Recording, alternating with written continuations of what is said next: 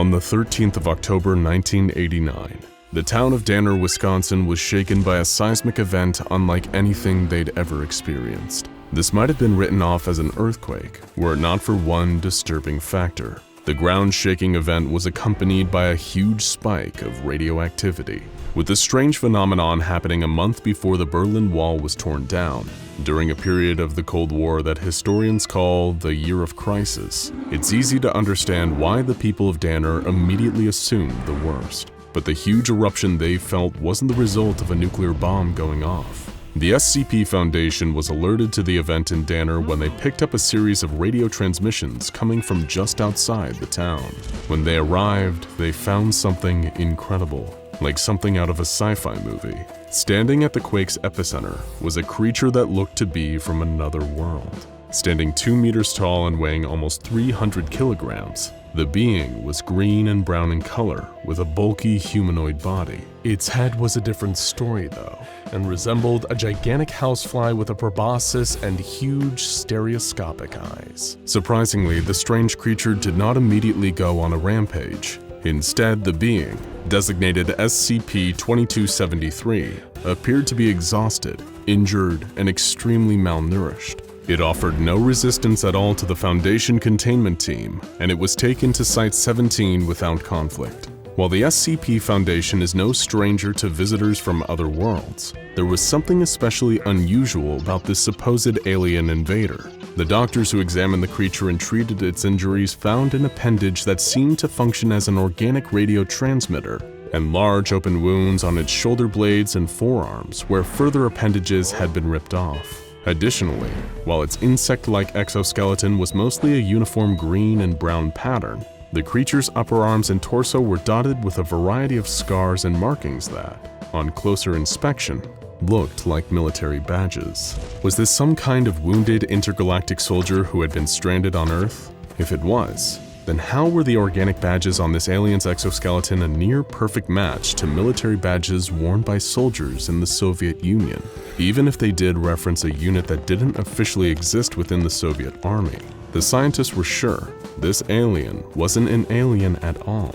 Underneath its exoskeleton was a non-anomalous human being. If that was true, then this was even more terrifying than an extraterrestrial visitor. The scientists were sure that the USSR had developed a new kind of organic armor, and this anomaly showing up in Wisconsin was the result of a test on US soil that had gone wrong. If that was the case, then there was no telling how many more of these exoskeletons were out there and would need to be contained.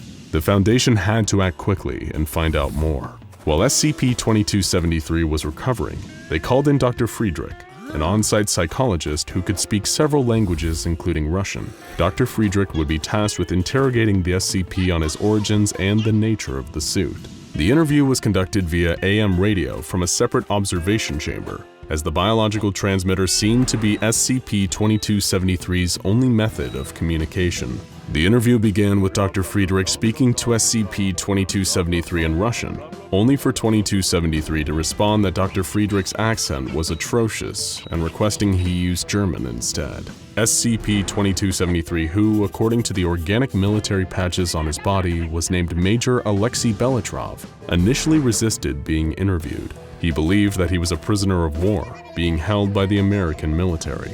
According to him, he had been in the middle of battle, and that the Americans had killed his men and left him for dead in the wilderness. Nothing that Dr. Friedrich told him, that there was no war or that the Foundation was not affiliated with the US government, could convince him otherwise, and he refused to talk further. Before a second interview was conducted, Belitrov was given an old copy of the Level 1 Researcher General Debrief as a way of helping him further understand the nature of the Foundation and his containment. Belitrov was more cooperative after that, though the realization that he would most likely be kept in containment for the rest of his life caused him great distress, and he was unwilling to speak to Dr. Friedrich for another 3 days. Dr. Friedrich didn't give up though, and when Belitrov finally opened up to the doctor, he began to tell him more and more. Belitrov told the doctor that when he was a child, Russia was hit by an American nuclear warhead, and that the Soviet Union immediately retaliated. The resulting nuclear conflict, which Belitrov called the War to End the World, caused massive devastation, and left most of the planet dangerously irradiated. That is why he had the exoskeleton. It was to shield him from the radiation and allow him to survive above ground. Unfortunately, Belitrov knew very little about how the suit was made or how it worked, saying that it was built by the engineers and that it grew naturally over a period of several years. But Belitrov hadn't made the decision himself. It was his parents who had volunteered him as a test subject for the exoskeleton suit program when he was still young, hoping it would give him a better chance at survival. The process of bonding the exoskeleton to the human body was extremely painful, but according to Belitrov, its advantages far outweighed the pain. The suit not only helped him survive in a nuclear wasteland, but made him a better soldier. The suit allowed him to lift and carry up to 1,200 kilograms, gave him stereoscopic vision, and the organic radio transmitter allowed him to communicate with other soldiers across long distances, as well as listen in on encrypted enemy transmissions. The wounds on his shoulders and arms, where it looked like appendages had been ripped out, were where his weapons and supply packs had previously been mounted. Belitrov had been stationed with his men in the area he was discovered when they were attacked by American soldiers. The soldiers had ripped off Belitrov's weapons and supply pack, and did the same to all his men as well. They were all shocked, with Belitrov being spared for the moment only because the Americans had identified him as the commanding officer. Suddenly, there was a bright flash of light, and the American soldiers vanished. Not only that, but the landscape changed. Where there had been a post-nuclear wasteland before, now there were lush green trees. Injured and disoriented, Belitrov began sending distress signals, only to have those signals intercepted by the SCP Foundation. The most interesting part of Belitrov's story, as far as the Foundation was concerned, came during his fourth interview, when Dr. Friedrich asked him about the engineers who had designed the exoskeleton suit. In Belitrov's own words, "They weren't truly known to man until the years of the Great War and the Revolution. The French found them in buried cities where the Western Allies were digging their trenches. Eventually, they were made to build weapons for the war by both sides." By his description, these engineers didn't sound human, but they were by no means unknown to the SCP Foundation. Belitrov described the engineers as humanoid, nocturnal, covered in fur, and possessing technology and intelligence far beyond that of any human. Those familiar with the Foundation's history might already know the engineers by their Foundation designation of SCP-1000, or their more commonly known name, Bigfoot. A quick rundown. SCP-1000 are a species of intelligent humanoid primates that lived alongside humanity in highly advanced cities until their own technology was turned against them. Not only were their cities wiped off the face of the earth, but 70% of their population was slaughtered, and the survivors were driven mad to the point that their mental faculties were no higher than those of a chimpanzee or gorilla. The SCP Foundation is tasked with keeping them away from human contact, in fear of what the creatures would be able to do to humanity if they ever regained their memories and full mental function, and rumors have been spread about them possessing deadly anomalous properties. But evidently, the destruction of the SCP-1000 species never occurred in Belitrov's universe, or if it did, it wasn't nearly as complete. In that timeline, humanity regained contact with SCP-1000 after discovering their underground cities sometime during World War I. After this discovery, both Allied and Axis powers began recruiting them to build weapons, and their weapons played a role in both the Russian Revolution and the Second World War. It was because of these technological advantages that the Cold War escalated into what would become the war to end all wars. Both sides were armed with not only nuclear warheads, but highly advanced radiation-proof exoskeleton armor that allowed the conflict to continue even after the total destruction of the planet. While the humans fought above ground, life continued as normal for SCP-1000 in their underground cities. As Belitrov noted, they never wore the armor themselves, as they had no need to venture above ground. "Only soldiers wear armor, and this is not their war." Belitrov continued to adjust to life in containment and sitting for regular interviews with Dr. Friedrich. He was given the rations provided for humanoid anomalies, but in much larger quantities, as the suit required him to eat around 8,000 calories a day to keep it functioning. Belitrov also began taking advantage of his ability to access the Foundation's library. He would often read or listen to classical music, particularly by the Russian composer Tchaikovsky. He seemed especially fond of reading The Time Machine by H.G. Wells. No surprise, given he was able to directly relate to the experience of living through an apocalypse and being transported to a strange timeline with no way to return home. But with little else to occupy his time, Belitrov began to display symptoms consistent with post-traumatic stress disorder, reporting in his now regular interviews with Dr. Friedrich that he was constantly reliving memories of the battles he'd fought and the lives he had taken in combat. The suit was making the problems worse too, it seemed. It was as if he could never forget, as one of its features was an ability to store and replay memories. This feature was intended as a strategic aid that would allow commanding officers to more effectively gather and process information about their surroundings. But outside of combat, this only served to force Belitrov into reliving his most painful memories again and again. Every night as he tried to sleep, he would see the faces of his men, their weapons torn from their exoskeletons, laying in the dirt after being gunned down by the enemy. Like many veterans, Belitrov was being hit all at once with the harsh realities of war. Now that his brain wasn't solely focused on keeping him alive, it had time to process all the horrors he'd experienced. He told Dr. Friedrich, "I trained alongside these men for years before they put us back on the surface. Since we were all young children, we were brothers, and I gave them the order to surrender and got them killed. I should have died with them." While the story of SCP-2273 ends here, the story of Alexei Belitrov, SCP-2273-1 continues. In 2018, Belitrov was allowed passage to Volgograd, Russia, as part of an anomaly reintegration program. While he was unable to secure employment within the Russian government as he had hoped, he eventually was taken in by a monastery and continued to write letters to Dr. Friedrich until Friedrich's eventual death from lymphoma-related complications. There's plenty more on the monastery, the anomaly reintegration program, and what happened to Major Belitrov when he returned to Russia, but that will have to be a story for another day. Cast your mind back to the height of the Cold War. The ever-accelerating nuclear arms race brought us closer than ever before to making the nightmare of nuclear Armageddon a terrifying reality. The two main parties in this conflict are the United States and Soviet Union, each amassing huge amounts of nuclear warheads and jumping on any available advantage they can over their enemies. What you may not know is that in order to detect an impending attack from the United States, the Soviets developed what would become known to the West as the Dead Hand. But this experimental piece of technology also had another name, SCP-1984. It is no secret that the Soviet Union feared the threat of US nuclear strikes and invasion just as much as the US feared an attack from them.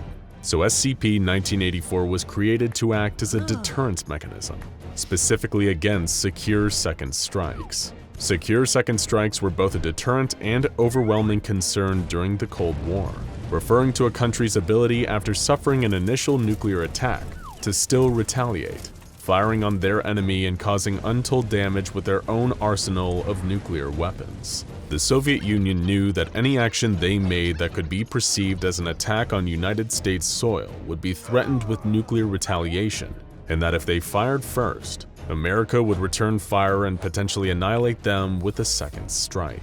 SCP-1984 was to be an automated system that would activate in response to the destruction of the Soviets' main command and control structure. Given that the Dead Hand was created during the 80s, you might be forgiven for expecting a nuclear detection system built at this point in history to consist of various sensors connected to a computer network. But you have also probably already realized that if this was the case, then the Foundation wouldn't be so interested in it. In actuality, SCP-1984 is a fully autonomous entity rather than a network of sensors for detecting incoming nuclear strikes, or a computer capable of initiating a second strike. Perhaps what makes the Foundation more interested in the Dead Hand is that it is both self-aware and linked simultaneously to every single one of Russia's nuclear launch sites. Not only this, but SCP-1984 also has direct access to every single one of the atomic weapons stockpiled by the Soviet Union during the Cold War, and is capable of launching intercontinental ballistic missiles at a moment's notice. In short, SCP-1984 could very easily and horrifyingly quickly trigger an all-out nuclear war. resulting in the extinction of all life on Earth. No wonder the Foundation considers the Dead Hand such a massive threat. SCP-1984 itself actually consists of the preserved remains of a Russian soldier by the name of Sergeant Marat Chernikov, who was killed during the Soviet-Afghan War in 1982. Most of the official documentation of Chernikov's existence has been expunged by the Russian Federation, and he is only referred to in fragmented documents recovered by the Foundation that refer to a Project December. These remains serve as the location of a semi-sentient consciousness that has been classified as SCP-1984-01. When it remains dormant and is not interfered with, SCP-1984-01 has the ability to receive and process any signal broadcast to it, and is able to decipher information combined in any signal it picks up. However, when global military tensions start to climb, especially when those tensions affect the Russian Federation, or what were once the satellite states of the former Soviet Union, the entity begins to manifest itself in the physical world, and usually in various strange and different ways. SCP-1984-01 has been known to appear in the real world in forms such as a humanoid outline, or a bright red specter taking the shape of a child with its legs cut off. Regardless of which shape it appears in, it is when the Dead Hand manifests in a more physical form that the wider scope of its abilities become clear.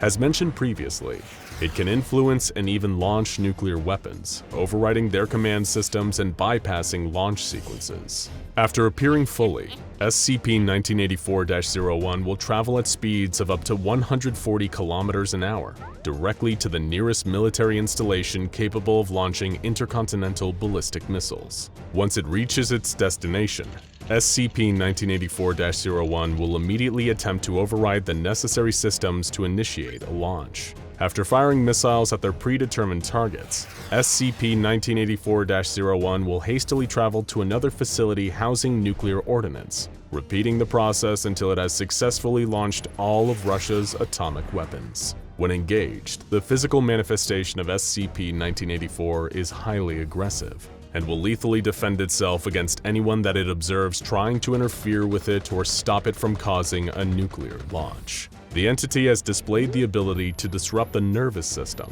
causing excruciating pain and debilitating damage to human beings. Its only known weakness, if any, is a susceptibility to microwave radiation.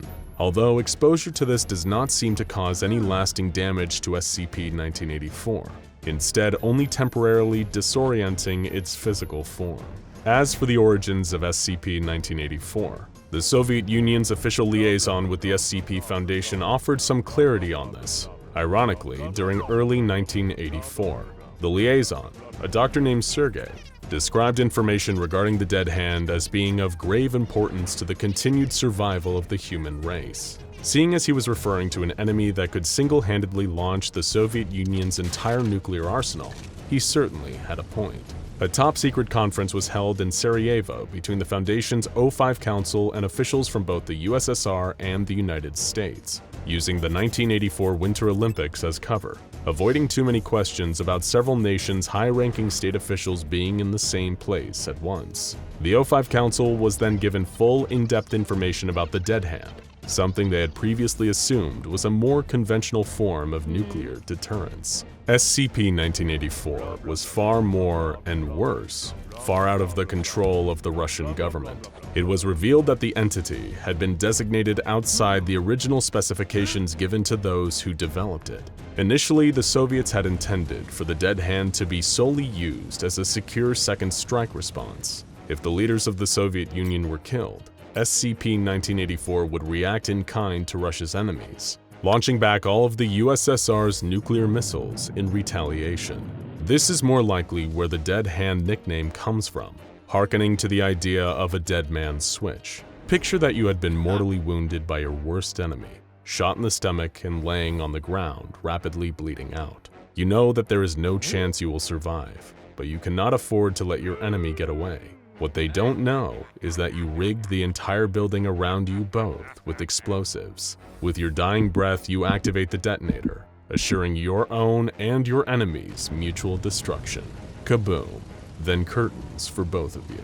The pressing issue, and the reason this secret summit between the USSR, USA, and SCP Foundation was held, was that SCP-1984 was no longer interested in just waiting for Russia to be attacked and only reacting after the fact. Instead, the entity's physical form was trying to preemptively strike at the enemies of the motherland, attempting to activate nuclear launches and send atomic weapons to destroy the United States, France, West Germany, and the People's Republic of China. In other words, the Dead Hand was eager to get a head start at causing total nuclear annihilation, not to mention potentially killing millions and reducing target countries to little more than irradiated craters, awash with deadly nuclear fallout. Both the Soviet Union and the United States begged the SCP Foundation to intervene and contain SCP-1984, and under the direction of the O5 Council, they stepped in to take direct control of the situation, establishing new containment procedures in the hopes of keeping SCP-1984 from hitting as many launch buttons as it could find. The embalmed remains that seemed to create the manifestations of the Dead Hand entity were held securely in an armed containment complex near Verkhoyansk, part of the Sakha Republic within the Russian Federation.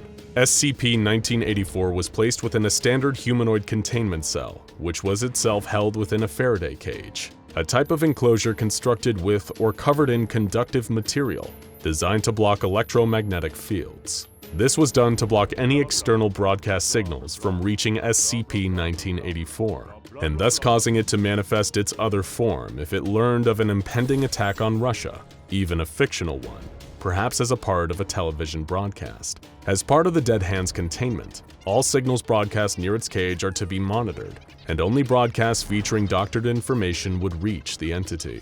Thankfully to the work of the SCP Foundation's Information Control Team, SCP-1984 is drip-fed a stream of carefully fabricated information. Using on-site equipment and facilities, a team of military historians, economists, actors, and Soviet media specialists, the Information Control Team have created an ongoing narrative wherein the Cold War never ended. Through falsified radio and television broadcasts made to look like era-appropriated news organizations, they managed to keep SCP-1984 convinced that the nuclear stalemate between the Soviet Union and United States is still ongoing.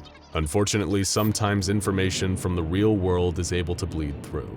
An incident involving SCP-1984 occurred on August 8, 1984, and almost brought forth a full-scale nuclear war. While preparing for a campaign speech, the 40th President of the United States, Ronald Reagan, uttered the following joke.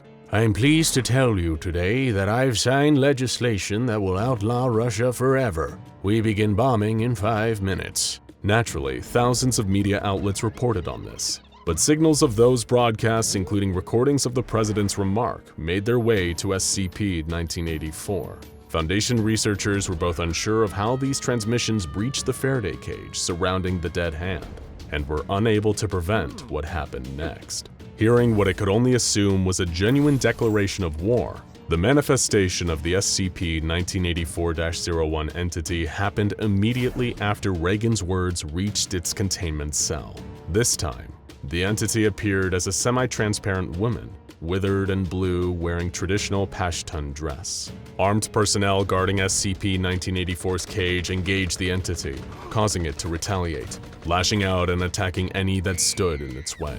One captain and 2 privates that suffered the brunt of SCP-1984's offensive capabilities began bleeding heavily from their ears, seizing violently. Most gruesomely of all, a liquid leaked from their eyes and nose believed to have been cerebrospinal fluid. While armed personnel attempted to use microwave-emitting weaponry to slow the entity down, the Information Control Team was frantically trying to record a new falsified broadcast, in the hopes that SCP-1984 would cease its hostilities and the entity would dissipate before it was able to travel at high speed to any nearby Soviet nuclear facilities and begin bombarding the United States. Their first attempt to record a new broadcast that would result in a cessation of SCP-1984's slaughter of its guards was interrupted when a nearby wall collapsed.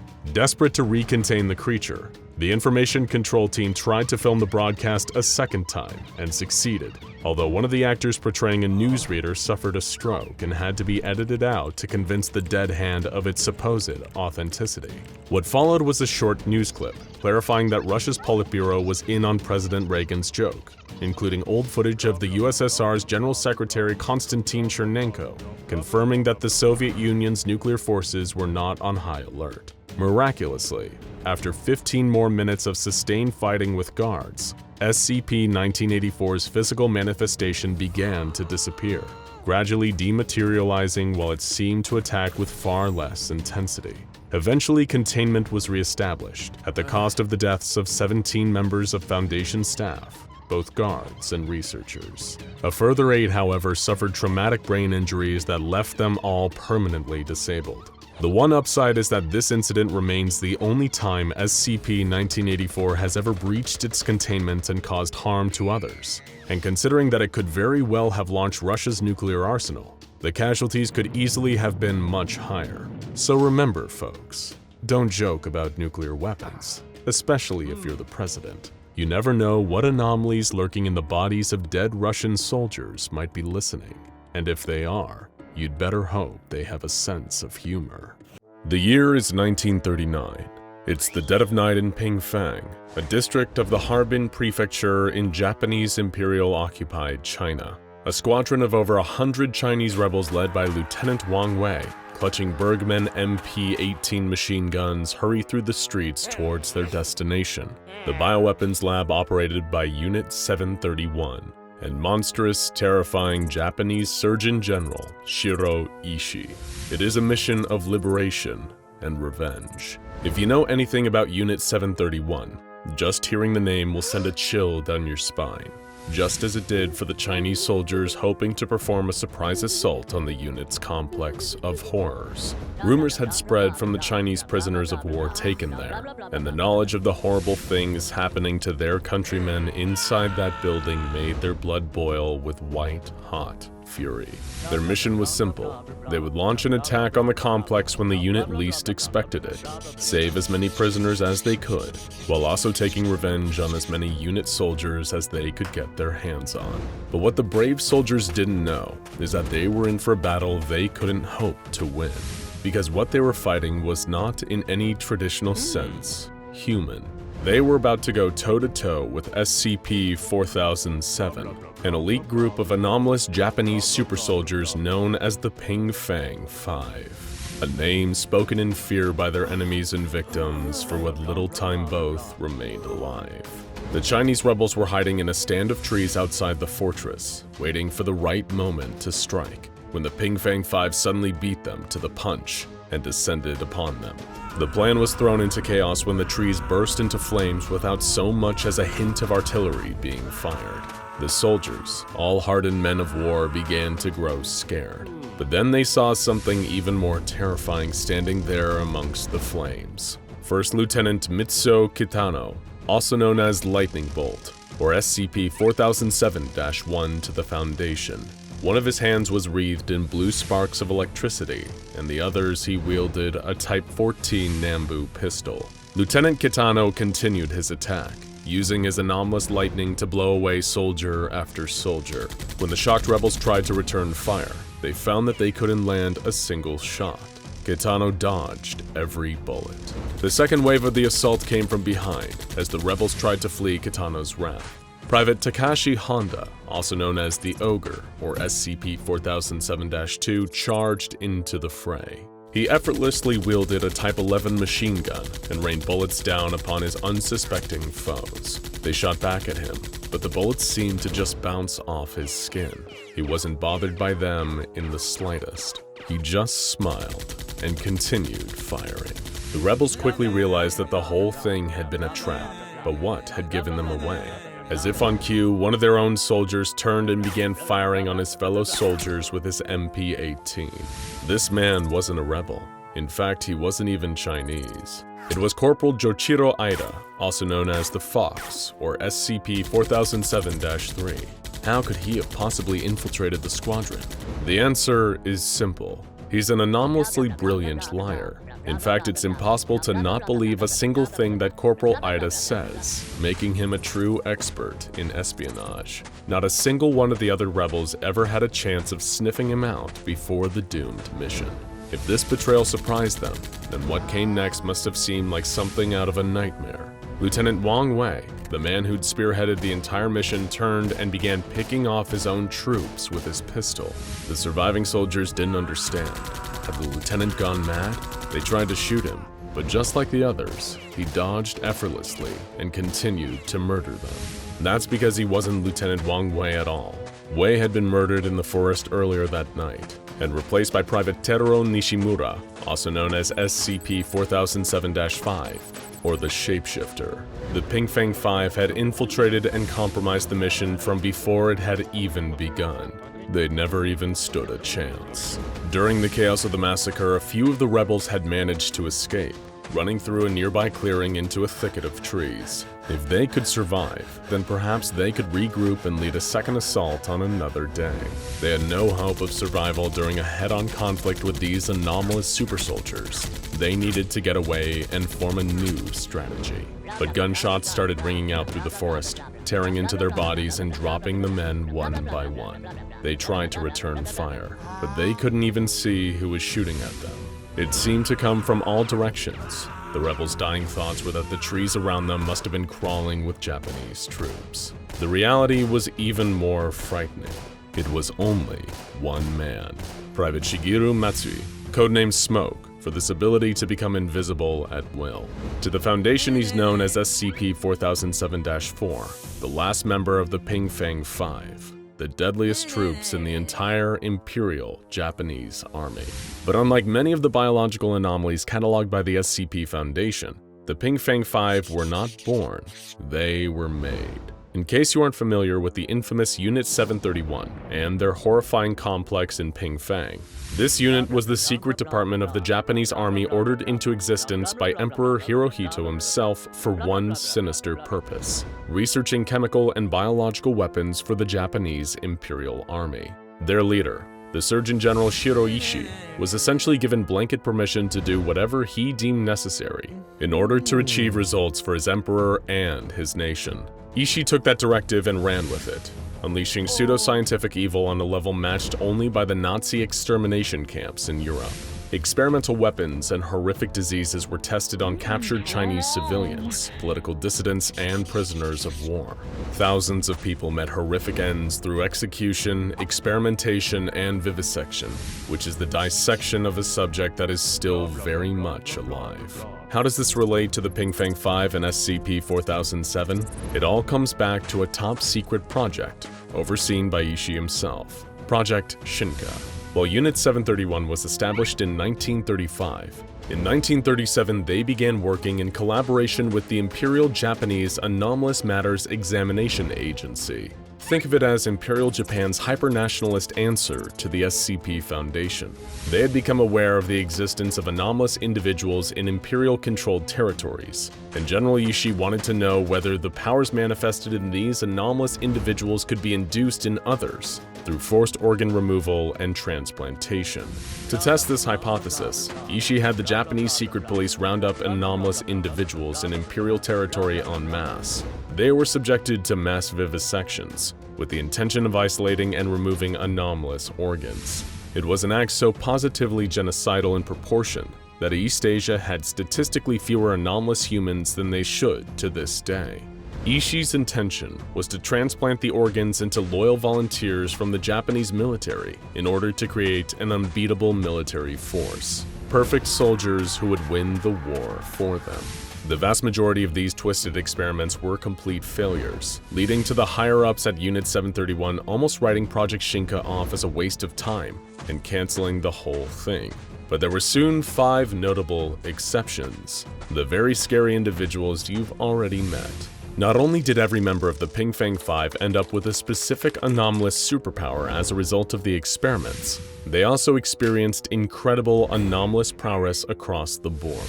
Members of the 5 boast extended longevity, meaning they rarely show their age. Enhanced physical abilities, including faster reflexes, incredible senses, and immense physical strength. They also appear to have advanced mental development, displaying phenomenal tactical and strategic reasoning, as well as the ability to effortlessly learn, read, and speak multiple languages, like Japanese, English, Mandarin Chinese, Russian, and German.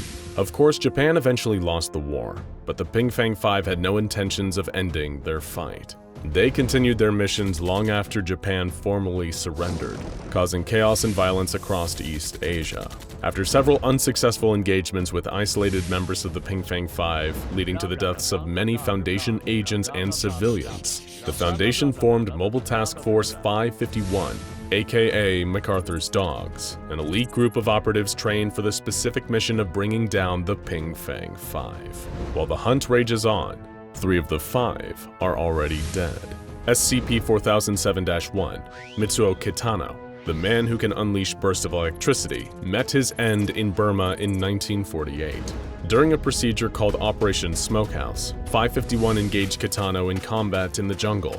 As was one of his trademark techniques, he attempted to use his electricity powers to burn down the jungle and escape during the chaos. However, the Foundation operatives surrounded and boxed him in. He couldn't escape, and when the fires were put out, he was found dead on the ground. The apparent cause of death was smoke inhalation.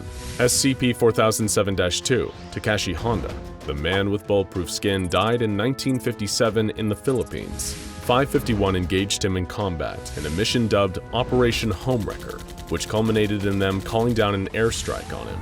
In the aftermath, Honda was found dead, but his cause of death was determined as having been from a powerful electric shock. And finally, SCP-4007-3, Joichiro Ida, the man with the silver tongue, was found dead a year later in 1958. His corpse was discovered in his room in Guiyang, southern China. He appeared to have been strangled to death, and interestingly, there was evidence that he tried to engage in a shootout with his killer, but hadn't succeeded in preventing his own murder. All of these circumstances were somewhat mysterious, but the Foundation didn't investigate them much further after the bodies were tagged and bagged. SCP-4007-5, Teru Nishimura, the Shapeshifter, is still on the run today, while SCP-4007-4 Shigeru Matsui, the Invisible Man, is doing just the opposite. He lives in Sarawak, Malaysia, and works in open cooperation with the SCP Foundation to help track down the 5th member of the Ping Fang 5. Not much has changed in the 64 years since the death of Joichiro Ida. It seemed like the search for SCP-4007-4 had gone cold, until a Foundation archival clerk found something suspicious: the original paper copy of the SCP-4007 document, which was dated a year before the Foundation had supposedly discovered the existence of SCP-4007. As the archival worker dug further, they found a number of unsettling discoveries that alter the true meaning of SCP-4007. In the original paper documents, each dead member of the Ping Fang 5 had organs missing, and each subsequent member's death involved a power possessed by a former member. 2 was electrocuted, and 3's gun was useless, as the killer had been wearing 2's bulletproof skin. Who was behind this? Why? And most importantly of all, how had this all been forgotten? Through more digging, the Foundation discovered the truth about SCP-4007-4. His powers weren't invisibility, they were anti-mimetic. He can make people forget him at will, essentially editing their memories so he could do whatever he wanted without detection, like, for example, murdering his team members and stealing their powers. They even managed to find an archived letter from 4 to 3, begging for his help in fighting some kind of unknown monster, something that would require their combined powers to face, whether they ended up being as 5 separate men or 1 man with all of their powers. This whole time, SCP-4007-4 had been playing the Foundation like a fiddle, using their resources to help him track down the final member of the Ping Fang 5, to recruit him into one final mission, or murder him and steal his powers. But that still leaves one question: what is this mission? What is this monster? The Foundation managed to find out, at least partially. They charted the death locations of each of the 3 dead Ping Fang members and the living location of SCP-4007-4 and discovered something amazing. 4 of the 5 points on a perfect pentagon, centering on the South China Sea. The Foundation also estimated that the Pentagon would reveal the location of SCP-4007-5 at the final point, but his location isn't nearly as interesting as what resides at the center of this massive geographical pentagon. Foundation divers discovered huge numbers of sunken Japanese battleships, downed planes, and thousands of bones littering the seabed. Based on the damages to these vessels, it was clear that they hadn't been shot or blown up. No, they had been torn apart by something obscenely huge and powerful underneath the water. The Pentagon, a significant shape in sorcery, is likely a massive supernatural containment ritual, keeping whatever unspeakable horror is lurking under the ground there from escaping. A containment ritual that could only be maintained by 5 special individuals in 5 special places. It was in this moment that the Foundation came upon a truly horrifying revelation. They had misjudged the intentions of Project Shinka. It was never about creating assets for the war against the Allies. It was about a war against something else entirely. Something much more dangerous than, and deadly than, the squabbles between men. It was about the entity that lurked below. A creature that nobody understood, and that no conventional weapon can fight. And if the ritual is ever broken, and the beast is allowed to rise, the Ping Fang 5 will be the very least of our problems. Welcome back, comrade. The case of SCP-2273, also known as Major Alexei Belitrov, has sparked your imagination, and you need to know more. But even if you're not familiar with the Major, his story, all you need to know is that it's one of war, tragedy, and alternate dimensions. He first appeared in the town of Danner, Wisconsin on the 13th of October 1989 during an unprecedented seismic event. When he was first discovered, the Foundation researchers assumed that he was an extraterrestrial being on account of his advanced organic exoskeleton. In a surprising move for such an imposing creature, Belitrov gave himself up to Foundation agents without a fight. Major Belitrov was then impounded in Foundation Containment Site 17, where he was interrogated thoroughly. Over a series of interviews, the Foundation ascertained that Belitrov came from an alternate timeline where Russia and the US are locked in a so-called war to end the world, thanks to advanced military technology given to them by SCP-1000. Belitrov had narrowly escaped execution at the hands of American soldiers and appeared in our timeline. Now he is a prisoner of the advanced suit that formerly kept him alive. But his story isn't over. The last remnant of a Cold War turned hot has plenty left to teach us. Something that you need to understand about the SCP Foundation before we go any further is that it doesn't only exist in every nation across the globe. It also exists in every splinter reality across the multiverse. And these splinter realities offer a countless multitude of tales, of different places, different people, and different times. Today's tale concerns Major Belitrov's future in a universe where the secrecy of the Foundation is broken, and the anomalous world needs to find a way to fit in with our own. The year was 2018. Like many humanoid anomalies that the Foundation was holding in this timeline, Belitrov was released from containment. He was no longer an SCP.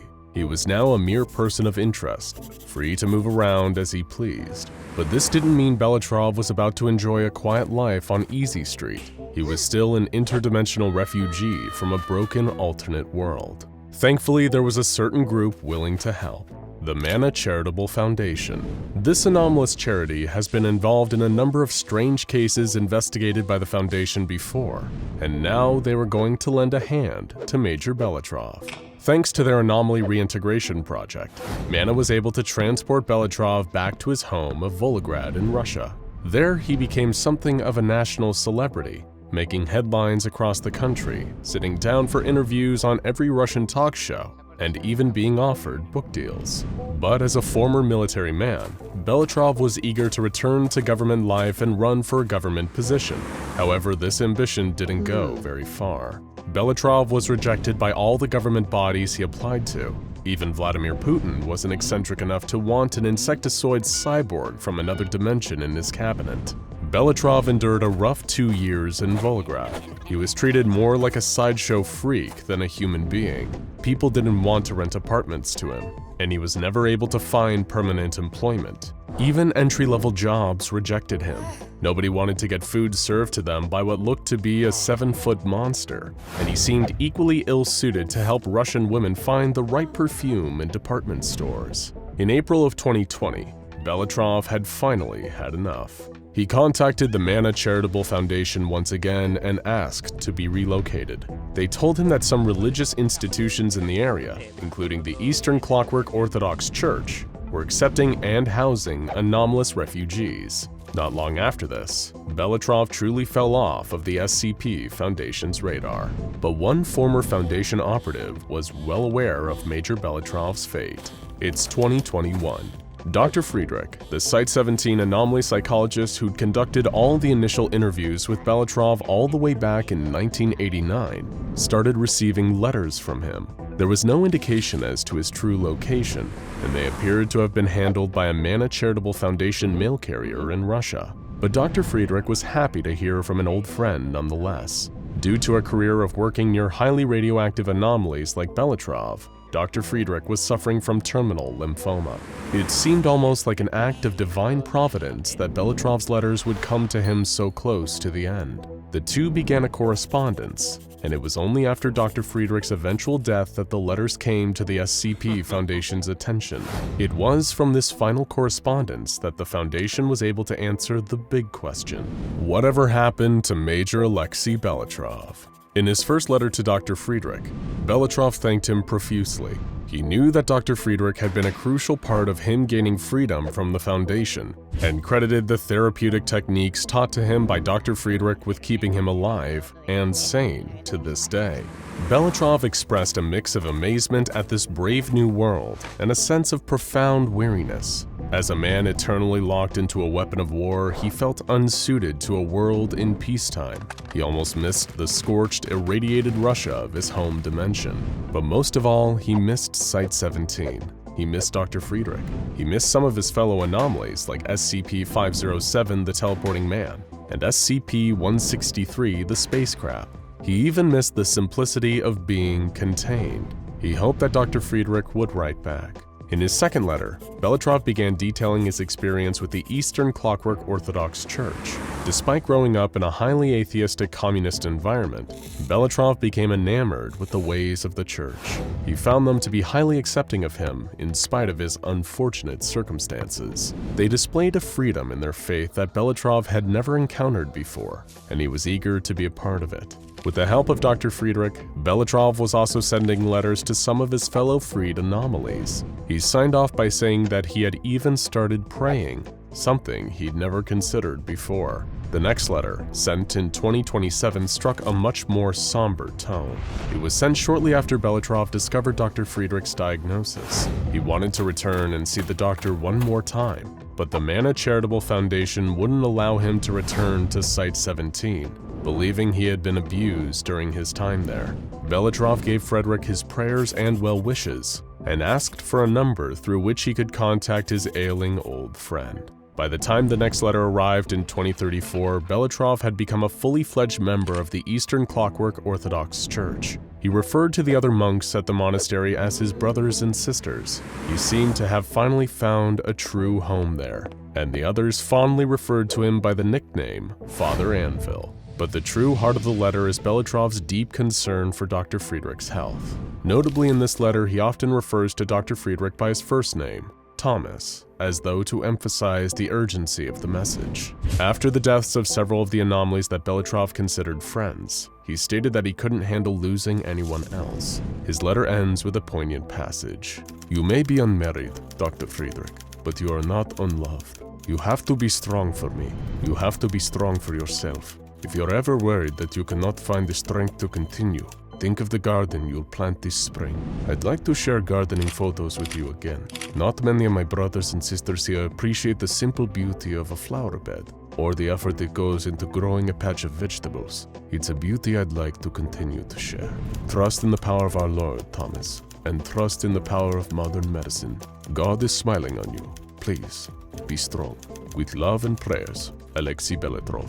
This letter arrived on the 15th of February 2034. Sadly, Dr. Friedrich had already passed away 4 days earlier.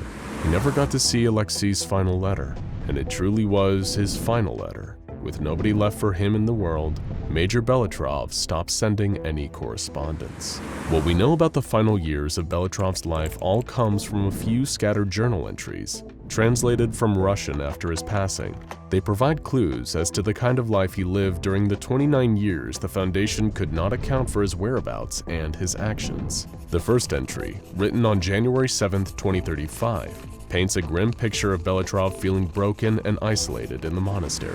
He wrote, "Today is the day that our monastery celebrates the birth of our Lord. However, I feel no desire to celebrate. All of my friends in this world are dead.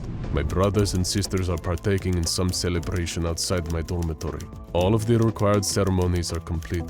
Neither they nor whatever is happening out there will lighten my mood." Belitrov also wrote about losing the comfort he once had in his faith, and his doubts about whether he would be able to recapture that comfort. But he had survived greater traumas than this, and he would continue to press on. As the months turned to years and the years turned to decades, Belitrov climbed through the ranks of the monastery. Seeing as the Eastern Clockwork Orthodox Church practically worshipped the concepts of industrialization and mechanization, the fact that Belitrov was permanently encased in a biomechanical exoskeleton probably made him seem even more pious to his holy brethren. The final piece of evidence collected by the Foundation into the life and times of Alexei Belitrov came just over 20 years later, in a final address written to comfort his followers in preparation for his own death. Belitrov recounted the details of his own life, being born into a world of fire, death, and mushroom clouds. Then his life being suddenly saved by forces beyond his control, only to place him into containment for almost 30 years. It was only after accepting the teachings of the church and accepting the clockwork goddess that he felt he was truly free from his past. In this final note, Belitrov lay out some of the teachings of his new religion, the belief in a great mechanized goddess who planned all of reality. According to Belitrov, everything in her design fits together perfectly, like cogs in a machine, turning and twisting in unison to create an ideal world. He hoped to be forgiven for the many violent sins he committed in his military life, and that his contributions to this new world were valuable. At the very end of his address, Belitrov wrote, "I do not believe that my time in this world is much longer. Brothers and sisters, when my time of judgment comes, do not mourn me. I would rather you remember these words. The goddess is most pleased with those who seek kind, non-violent resolution to their problems, because a machine whose gears grind against each other is a machine that cannot work. See truth, but also compassion. The words are only words. Seek out truth within them. God bless you all, Father Anvil." A month after authoring this statement, records indicate that Alexei Belitrov was found dead in his room, having passed away peacefully in his sleep from natural causes. He lived a warrior's life, but died a humble priest's death. The true tragedy in the strange life of Major Alexei Belitrov is how little choice he had in his circumstances. But thanks to this tale, we know he did what he could with the life he was given. His remains lay within the graveyard at the Eastern Clockwork Orthodoxy Monastery, where he spent the last years of his life. With a life as difficult as his own, we can only imagine he's glad to finally rest. Mobile Task Forces. They are the elite special forces units of the SCP Foundation. Whenever a particularly dangerous anomaly rears its ugly head, you can guarantee that these members of personnel with highly specialized skill sets will be sent in to take care of business. A lot of the time, MTFs are relocated between different Foundation facilities, or sent from location to location, hence the mobile part of the name.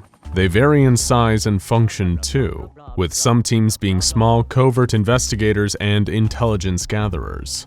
Meanwhile, others might be huge battalions consisting of hundreds of troops, vehicles, and enough heavy-duty firepower to put the Terminator to shame. Whether it's containing a newly emerged SCP, or helping the Foundation to get a flighty anomaly back into its cage and keeping it there, the MTFs are who you're going to call when it all hits the fan.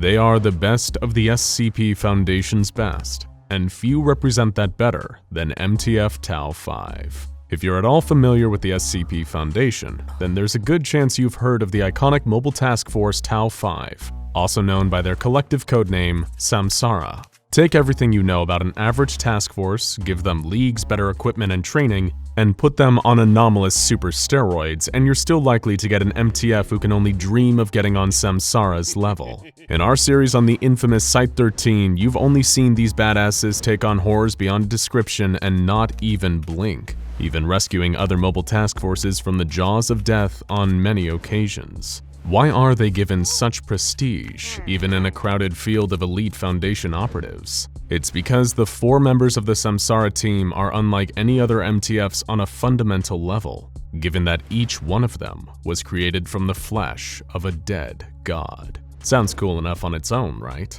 Well, not only are Tau 5 specially created from a divine deity, but each of them has also had their bodies enhanced with cutting-edge cybernetics. These immortal cyborgs can be upgraded at any time, as and when the need arises, using the latest of the Foundation's experimental weaponry to combat and contain all kinds of anomalous threats, from the thaumaturgic and psionic to even powerful reality-warping entities that a normal MTF couldn't dream of handling. Together, Samsara consists of 2 male operatives, named Arantu and Munru, and 2 females, Nanku and Onru. And that's all you need to know before we delve into the insanity that comes next. Buckle up and put on your scramble goggles. It's time for Avatara. Long ago, there was a deity known as the Lord of Endowments, a god who once assumed the persona of Prometheus. No, not the terrible Ridley Scott movie. Prometheus was a figure from ancient Greek mythology who stole the gift of knowledge from the gods of Mount Olympus and gifted it to the people of Earth, often represented as metaphorical fire.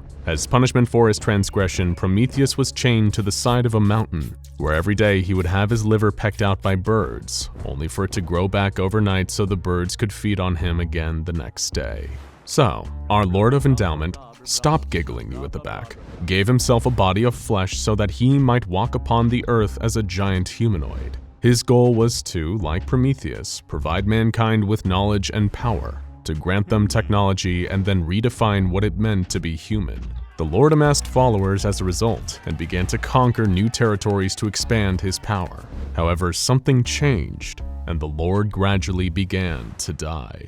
Whether it was the result of him becoming flesh and therefore mortal, a betrayal by his armies of followers, or punishment from the other gods for his exploits, the Lord of Endowment decided to split his mortal form into 3 parts in order to survive. These were his mind, body, and spirit, and they were hidden across the earth, with his body being buried deep within the Tabernas Desert in Spain, where his mind also slept with his body. Jump forward several thousand years, and a group known as Prometheus Labs discovered the dormant flesh body of the Lord of Endowment. Prometheus Labs was once a group of interest to the SCP Foundation, known for researching anomalous objects with the goal of using them to develop new technological breakthroughs. Unearthing the Lord's body, the Prometheus scientists discovered that the body's liver contained cells that could endlessly regenerate. Eventually, harvesting and researching these cells resulted in a brand new research project. The goal? To create a group of immortal warriors. Prometheus Labs took 4 volunteers and uploaded their consciousnesses to a computer, hoping to then download them into new bodies that were cloned from the regenerating cells. The thought was, if one of these cloned bodies was destroyed or somehow became so badly damaged that it couldn't be used, then this process could be used to upload the same mind to a fresh body, as simple as booting up a new computer with an old hard drive. The project did produce some results, seeing the creation of some mass-produced cyborg warriors later known as SCP-1637. However, the research was cut short when a surviving group of the Lord of Endowment's followers stormed Prometheus Labs. The followers raided the entire facility, shooting the newly cloned bodies that were intended to be the hosts for the 4 consciousnesses that had been saved to the computer. But even those were destroyed, along with all the backup drives that contained copies of the 4 minds. The Lord's followers destroyed the Prometheus facility, but the machine used to create the clones miraculously survived. It began gradually creating 4 new bodies, despite sustaining heavy damage. The problem was, the minds and bodies of the 4 volunteers were all gone, Their lives, thoughts, emotions, imagination, everything. Their humanity had been stored on a hard drive that the followers had destroyed. But still, the machine did what machines do. It cloned 4 new bodies, but there was nothing to inhabit them. Nothing more than a simple template, 2 genders, and 4 names. Years go by, and Prometheus Labs suffered another major accident which eventually led to the organization disbanding. However, some of the former scientists were scooped up by the SCP Foundation, including one doctor who had survived the attack at the cloning facility. He took a group of the Foundation's agents to the location of that old project, where they found 4 almost featureless fleshy shells, empty, but ready to be transformed into an asset the likes of which the Foundation had never possessed before. The Prometheus Labs project that had almost been for nothing lived on. Samsara. More time passes, until the members of MTF Tau 5, also known as Samsara, were eventually sent in to deal with a new anomaly that had started to spread. It originated from within a seemingly ordinary farmhouse. However, when anything organic entered, it would rapidly become cancerous. In much the same vein, anything mechanical brought into the house would break down. This meant that sending in any human personnel or even unmanned drones were options that were off the table for the Foundation. So instead, they called in Samsara. After all, if you need to send someone into a house that causes certain death, why not 4 functionally immortal cyborgs? The members of MTF Tau 5 were constructed from the same basic mind template, meaning that all 4 of them lacked any real humanity. They react to anomalies very casually in terms of their emotions, but respond extremely seriously in terms of executing a task or containing an SCP. Granted, this makes them a formidable fighting force, but even though they try to hide it behind acting human, Tau 5 have very little understanding of emotions. As they entered the house, they heard the sound of religious chanting and began to follow it back to its source. In the bedroom, Samsara discovered a figure hidden behind a tumor so big that it appeared to just be one huge mass of twisted flesh. "Provide him your flesh," the creature chanted. "Sate its thirst. Give it your flesh that he may make you gods." Tau 5 was given the order to terminate the creature that seemed to be the source of the anomaly, but their shots only ricocheted off the fleshy mass. The entity could not be killed by anything not made from flesh. Arantu ordered Nanku to hand him her pistol, and didn't hesitate to shoot her multiple times in the neck. He started hacking away at the dead Nanku's neck with a combat knife, while Onru and Munru helped Arantu finish decapitating her. Taking a grenade from Nanku's belt, he stuffed it into the mouth of his teammate's severed head,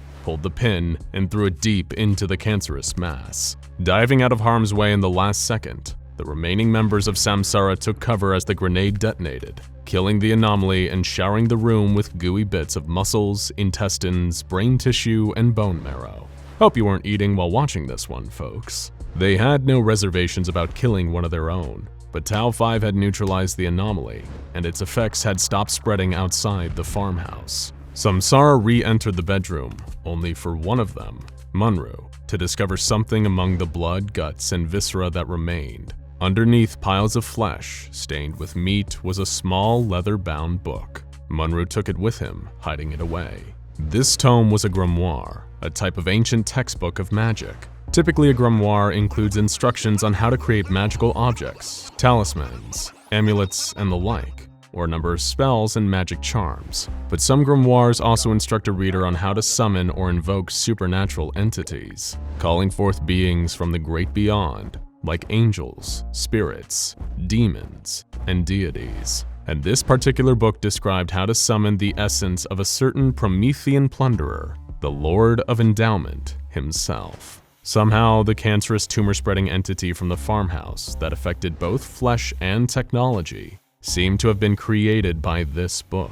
So why would one of the MTF Tau 5 take the grimoire? Surely as a member of Samsara, Munru would normally react to anomalies with the same emotionless pragmatism he and his teammates shared, and would never think to stash this spellbook on his person. Unless, of course, Munru was being manipulated by some force without realizing it. The mind of the Lord, knowing that this book was an important tool for his resurrection, had managed to influence Munru into keeping the grimoire. The members of Samsara returned to headquarters. where they all began looking over the book over the next 2 weeks. Nanku's head was reformed and meticulously put back together by the Foundation, left with only the scars from all the stitching around her face, head, and neck. Luckily for Arantu, the Tau 5s lack the emotional capacity to hold grudges. After all, think about it. How would you feel if your coworker decided to behead you and use your severed head as a bomb? Sounds like quite the headache. God, I make terrible jokes. As the Tau 5 team studied the book, they found themselves enjoying it, learning about a place where they could learn more about acting like people, a place they then hoped to visit, perhaps because it was the place they'd first started. If you were paying attention earlier in this video, you'll remember we told you the MTF Tau 5 members were created from the flesh of a dead god, and this particular dead god buried his body in the Tabernas Desert in Spain. It was none other than the Lord of Endowment that had been used to create the 4 immortal cyborgs of MTF Tau 5. The Samsara team had come from him, and now he was trying to tempt them back. When a hyper-aggressive lizard or an evil living cow heart starts rampaging through your town, or a sinister salesman turns up in your home, who you gonna call? Hint, it's not the Ghostbusters. The answer is the SCP Foundation's Mobile Task Force. You probably heard them mentioned in every single video on this channel, but what exactly is a Mobile Task Force? What do they do for the SCP Foundation? And what are some of the most famous Mobile Task Forces in the field? Let's crack open the files and take a look. In short, Mobile Task Forces are the Foundation's elite personnel, and each task force is generally made up of highly trained Foundation operatives with specific skill sets. These MTFs aren't rooted in any one base and are relocated to wherever they're required, hence the mobile part of the name. The exact parameters on what an MTF can be is pretty flexible. The size of their units can vary from whole battalions of troops packing heavy artillery to small, tight-knit groups of intelligence-gathering spies. Some mobile task forces are bound to specific SCPs, whereas others perform more generalized tasks, such as securing certain facilities or territories. When the regular rank-and-file Foundation field agents can't do the job, the MTFs are brought in to pick up the pieces. Each group is controlled by a Mobile Task Force commander, who reports to the Foundation Director of Task Forces, though the actual organizational structure of each group varies. Sometimes MTFs, which were created for extremely specific purposes, are disbanded after that purpose is achieved. How many mobile task forces are there exactly? The exact number is shrouded in secrecy, and oftentimes the answer will depend on who you ask. But you're not here for what we don't know. You want to know the details on the biggest badasses under the Foundation's employ, and we intend to deliver. Much like our video on the proposals for SCP-001, we're going to give you a rapid-fire crash course on some of the most prominent and interesting Foundation task forces. And remember, if you want us to go more in-depth into the most exciting missions of any of these groups, let us know in the comments. But for now, it's time for a rundown of the Foundation's best of the best. MTF Alpha 1, aka Red Right Hand, are essentially the Black Ops of the SCP Foundation. They report directly to the O5 Council and conduct missions at the highest level of secrecy, with most of the information hidden behind a Level 5 clearance wall. Many also believe Alpha 1 to have links to the infamous Chaos Insurgency, a splinter group at war with the Foundation. But if anyone asks, you didn't hear it from us. Seriously, we don't want to get assassinated. MTF Alpha 4, aka Pony Express, are a covert group deeply embedded into the world's logistics and postal services. The trafficking of anomalous objects is a worldwide issue, and it's up to Alpha 4 to intercept and keep a lid on those anomalous objects before they fall into the wrong hands. Think of them as a better-funded paranormal USPS police division. One object they've prevented from reaching the public is SCP-3060, a series of CPAP machines that cause nighttime visions of frightening entities. MTF Omega-7, aka Pandora's Box, was an experimental task force which incorporated the use of highly combat-effective SCPs, including SCP-076, better known as Abel. The test showed initial success, but after they ran out of missions, Abel's bloodlust proved to be too great for the team to control, and the experiment as well as the task force were scrapped. However, this led to the creation of MTF Alpha 9, aka Last Hope. This is a mobile task force designed to train viable SCPs to provide services to the Foundation out in the field. This group has learned the lessons of its predecessor and has employed the use of more measured and reasonable anomalies. Those include SCP-073 or Cain, the much more even-tempered brother of Abel. MTF Beta 7, aka the Maz Hatters, are the elite cleanup crew for anomalous biohazards, chemical spills, and radiological disasters. So if an area suddenly looks like it's going to become Chernobyl's scarier sequel, or an anomalous fast-spreading disease is wreaking havoc over a wide area, the Mass Hatters are the guys to call. They worked closely on the containment of SCP-1280, a kind of parasitic nematode worm that often injects false memories into their victims. MTF Gamma-5, aka Red Herrings, are the Foundation's chief disinformation division. They prevent the leaks of classified info to the public, and on the rare occasions that this information does somehow get out, they're in charge of burying it and administering necessary amnestic treatment to those affected. It's a thankless job, but you won't remember they did it either way. They gave amnestic treatment to the traumatized victims of SCP-1618, a malevolent urinal which replaced the user's valuables with disgusting alternatives, from toilet paper to pig intestines. NTF Gamma-6, aka Deep Feeders, investigate and track deep-sea or oceanic anomalies, a job that commands the ultimate respect from people with thalassophobia. That's the fear of the deep ocean. If something terrifying and mysterious is stirring down there in the abyss, you better believe Gamma-6 are going to be the first ones down. They keep a close eye on a number of anomalies such as SCP-1264, an underwater amalgamation of sunken ships eager to drag down more vessels and add them to its mass. MTF Gamma-13, aka Asimov's Lawbringers, are a specialized task force devoted to investigating, tracking, and apprehending anomalies originating from Anderson Robotics, a group of interest that produces anomalous robots and machines. This includes examples of SCP-2806, a number of advanced anomalous prosthetic body parts that wish to attach themselves to a lacking host, whether they want it or not. MTF Delta-5, aka Frontrunners, are a large group of autonomous deep cover agents buried in various groups of interest across the globe. It's their job to gather intelligence from within to aid in the apprehension of anomalies before these groups can get their hands on them.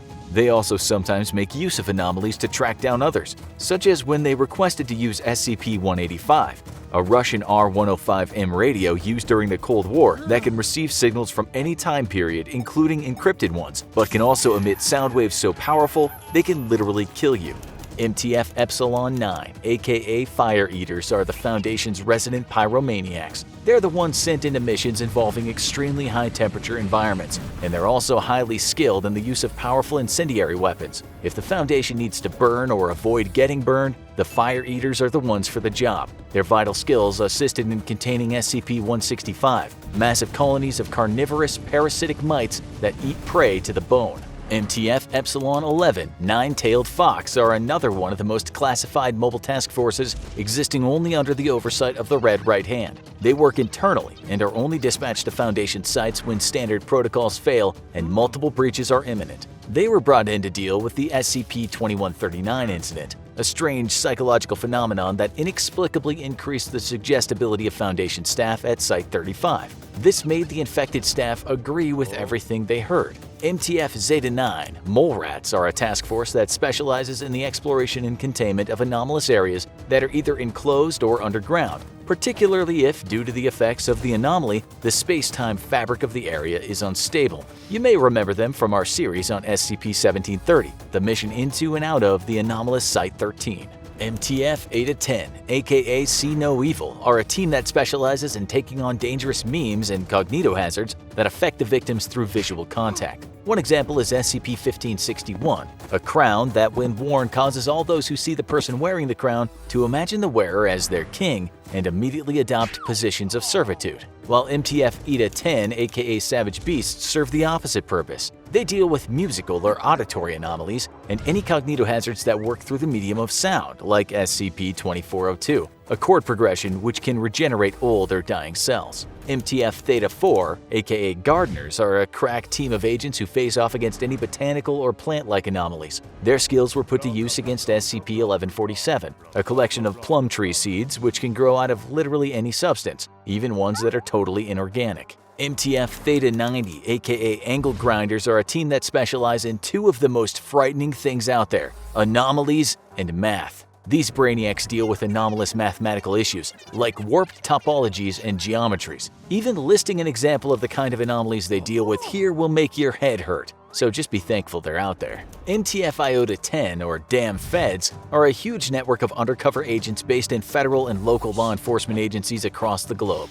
They intercept any anomalous objects, beings, or information and make sure that it makes its way out of police evidence lockers and into Foundation hands without incident. MTF Kappa 10, or Skynet, is a temporary team of combined meat space and virtual agents tracking down and disrupting anomalous cyber threats, such as SCP-2987, an external hard drive basically capable of turning artificial intelligences into living souls for trades with soul-consuming anomalies. MTF Lambda 5, aka White Rabbits, are a group that specializes in combating reality warpers of all types, whether they're messing with space-time or exhibiting godlike powers. Some anomalies even respond directly to them, like SCP-2446, a phenomenon where corpses often identical to living White Rabbits team members suddenly manifest around San Jose, California. MTF Lambda 12, Pest Control, are a group of agents who exclusively go after anomalous vermin. Incidentally, they're one of the only MTFs who've never lost members in the line of duty. Their purview includes SCP-2810,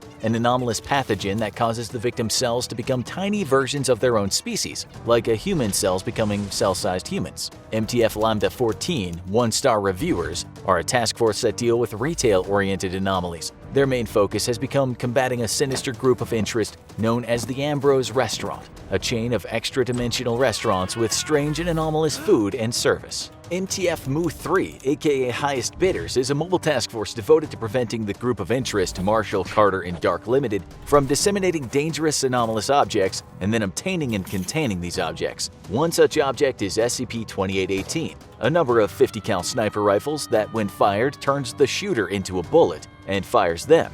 MTF Mu-4, aka Debuggers, are particularly useful in the modern age as they track and contain anomalous electronics and technology, including isolating and containing anomalous websites and software. One of the anomalies dealt with by the Debuggers is SCP-896, an online role-playing game that improves the physical and mental attributes of the player when they name their character after themselves. Remember when we said you didn't need to call the Ghostbusters? Well, that wasn't entirely true. Sometimes you need to get MTF Mu-13, aka Ghostbusters, on the line, since they're an MTF whose specialty is tracking intangible or incorporeal anomalies, particularly those considered sapient or sentient, and they're on call 24 hours a day to serve all your supernatural containment needs, like when you're plagued by SCP-1036, which are a number of haunted Congolese fetish dolls. MTF Nu-7, aka Hammer Down, are the ones you need to call when you need real heavy-duty work. They're a huge force with a massive stock of army vehicles and heavy weaponry, and are only called in for truly catastrophic events. They're also assisted in the containment of SCP-939, the voice-imitating, amnestic-producing red monsters. MTF Epsilon 6, aka Village Idiots, are a group of agents whose specialty is investigating and containing anomalous phenomena that occur in rural or suburban areas. If you live in a small town and you're on the run from a vicious monster, you better hope the Village Idiots are on their way. They've contained SCP-2561, a cat with a vintage television set for a head, capable of causing painful tinnitus. MTF Pi 1, aka City Slickers, are pretty much the exact opposite of the Village Idiots. They pursue anomalies in densely populated urban areas, particularly in the New York metropolitan area. They assisted in the ongoing containment of SCP-1155, the incredibly bloodthirsty predatory street art. MTF Sigma 66, aka 16 Tons, are basically the Foundation's own version of the Suicide Squad. They're a team made from captured members of other groups of interest who aren't particularly loyal to the Foundation,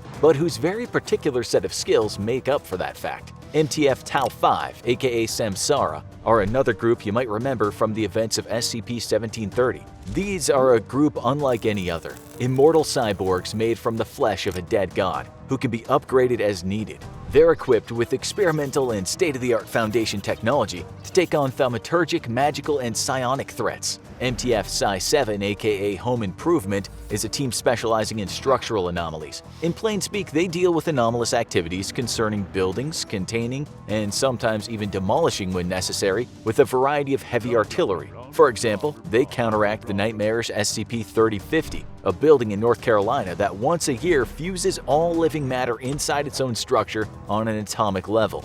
MTF Psi-8, aka the Silencers, are a team devoted to containing reanimation anomalies and those who've been affected by them. If you've just come back from the dead, then the Silencers are going to want to know your location. MTF Omega-0, aka Ara Orun, are another highly classified mobile task force that's actually the memories of deceased Foundation personnel preserved on the Foundation intranet system. Their job is to protect their surviving co-workers against informational threats on the servers. They also contain SCP-3664, a damaged but highly advanced assault rifle existing in the non-physical conceptual space. It can only be interacted with by thinking about interacting with it. And last but not least, MTF Omega-12, aka Achilles' Heel, is an anomalous task force, and these powerful reality warpers from another dimension hunt down dangerous and powerful reality warpers in ours. You can thank these guys for every single day that our reality continues on as normal, or whatever normal means now. They're enemies of SCP-3155, members of the iconic Pinkerton Detective Agency with anomalous abilities relating to combat. Alright, we did it! Of course, even this is only a sample of the vast number of mobile task forces at the Foundation's disposal who put their lives at risk every day to keep humanity, normality, and reality intact. They seem to have a task force perfectly tailored to every threat we could possibly encounter, and as new threats are cataloged, more mobile task forces are sure to arise to meet them. Want more in-depth explorations of any of these groups and their epic missions? Let us know in the comments below. Star Trek vs. Star Wars, Batman vs. Superman, SCP-096 vs. SCP-682. We just can't seem to resist putting icons against each other. What can we say? It's fun to see how two powerful forces would go up against one another, and which one would come out on top. Fortunately, at the SCP Foundation, we can justify pretty much anything by saying it's for research purposes. Trying to make infinite money using SCP-914? Well, that's just research. Giving a can of soda to SCP-999 to watch it bounce off the walls? Research. Making infinite margaritas with SCP-294 while you're still on the clock? It's totally fine, Ethics Committee, it's just research. Now, putting two SCP Foundation mobile task forces together and making them fight isn't playing God and risking lives for your own petty amusement. It is, say it with me now, research. More specifically, it's cross-testing. Sure, that term generally applies only to SCPs, but people who ask too many questions don't survive long at the Foundation. Instead, let's talk about the answers to a question we pose to all of you. What if cross-tests were done on mobile task forces? Which specialized groups would you test with one another? What kind of chaos do you think would ensue? We asked our community here at SCP Explain for your ideas, and you all really let your creativity shine.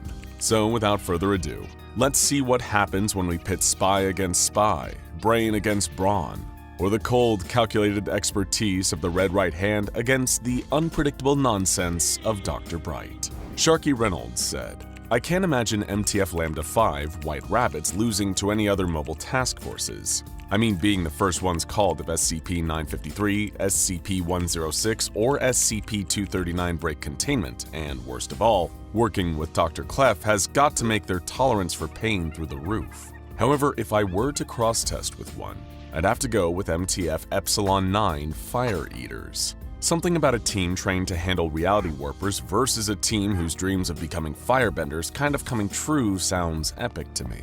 On a side note, in a previous video that I also provided the comment for, which SCP Mobile Task Force would you join, that radio-neutralizing MTF Lambda-5 agent looked shockingly similar to me.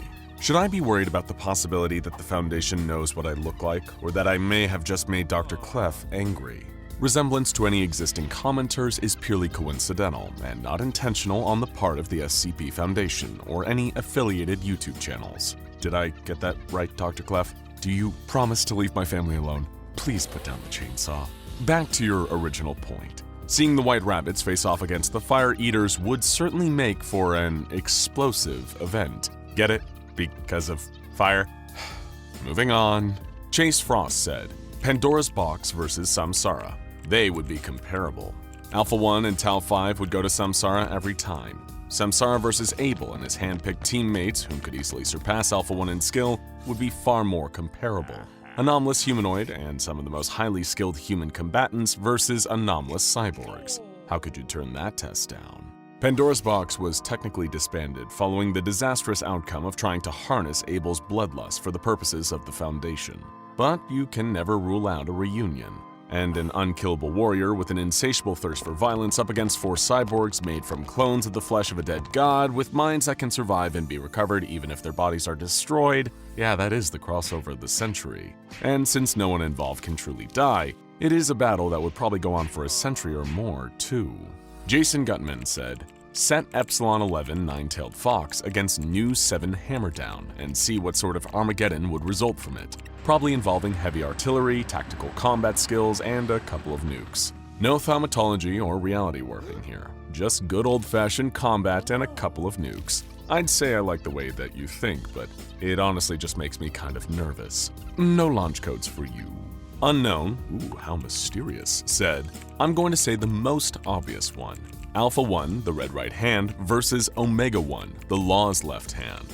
2 perfectly opposite groups. One headed by the O5 Council and the other by the Ethics Committee. I seriously want to know how this one would work out. Plus, there is a high chance that it has happened. As equal opposites serving special interests that frequently butt heads, it is entirely possible these 2 groups have already gone to war with each other in the past. It's hard to say since the red right hand would probably never let the story get out. In fact, someone is looking at me through the window right now and is making a very threatening gesture that makes me think I should stop talking about MTF Alpha 1 immediately." Moving on. Katzen said, "Oh, MTF Mu 13 Ghostbusters versus MTF Omega 0 Ara Oron. Omega 0 are the Saints of the Foundation, the memories of dead Foundation employees, and depending on your interpretation, pretty much ghosts working for the Foundation. This would be a cross-test. Samsara versus Hammerdown would be one for the ages as well. I'm also curious how the City Slickers and Village Idiots would fare against each other. You're far from the only commenter who proposed pitting Samsara and Hammerdown against one another. In general, it seems that folks really want to see Samsara fight with other mobile task forces, and it is easy to see why, since the result would pretty much be an SCP-themed Terminator movie on steroids. But I'm more interested in the other pairings you suggested. Ghostbusters versus what are essentially the ghosts of the Foundation itself is too interesting to ignore. Meanwhile, Village Idiots versus City Slickers would be the perfect chance to see once and for all if it takes more skill to contain anomalies in the city or in the country. Brandon Muser said, "Lambda 5 White Rabbits is my favorite MTF squad because I feel like they would have to deal with the craziest missions the SCP Foundation has to offer, and we don't get to see enough of them. I would like to see them be cross-tested with Omega 12 Achilles Heels because they are composed of reality benders. Should be fun and convoluted. The White Rabbits specialize in navigating unstable, surreal, and controlled reality, and containing potentially dangerous persons and artifacts capable of manipulating space and time, while the Achilles Heels are a team made up of reality-bending personnel from an alternate universe. Fun and convoluted is an understatement, as a cross-test of the two might just result in reality itself collapsing. But hey, at least it would be entertaining before everyone turned inside out, or we all fell into an alternate dimension filled with a giant shrimp or whatever. Somebody, no, seriously, that's their name, said, I would like to see Epsilon 9 Fire Eaters and Delta 14 Winter Wonderland. They have the opposites of jobs. One is for fire and another is for winter. I'd like to see them try to fight. Fire versus ice. Simple, elegant. I like it. Wouldn't know what to wear for that battle though. I'm thinking safety goggles, snow pants, and flip-flops? Commander Toolbelt said, I would like to see Alpha 1, the Red Right Hand, meet the Bright 99, Oh No You Don'ts. I just think it would be funny seeing a super serious MTF meet the goofy goobers that have to deal with over 300 Dr. Brights. Lol. After all this time, the age-old question would be put to rest. What's more dangerous, physical violence or the psychological toll it takes to interact with 300 Dr. Brights all at once? I say it depends on who gets a head start, and if the Dr. Brights have access to any props. You should see what Dr. Bright can do with a rubber chicken and a hand grenade. It's not pretty. Derek McDaniel said, MTF Zeta 9 Mole Rats versus MTF Lambda 12 Pest Control. I'm curious how would Lambda 12, that has never lost a single operator, as far as I know, fare against the Mole Rat team, who face so many unimaginable horrors that they probably have the highest death counts out of all the task forces, and maybe the most experienced veterans in the SCP Foundation. The monotony of pest control versus the unfathomable horrors of the deep underground. Honestly, instead of having them fight, maybe we could just give both groups a free counseling session instead. Hannah Quintua said, ETA 10 See No Evil, which is for visual anomalies, and ETA 11 Savage Beasts is for auditory anomalies. Let's see them work together. A collaborative cross-test rather than a battle. I like the way you think. Putting those two groups together to handle a mission as one would either be extremely successful or result in the auditory anomalies harming ETA 10 while the visual anomalies went after ETA 11, knocking out both groups at once. Only one way to find out.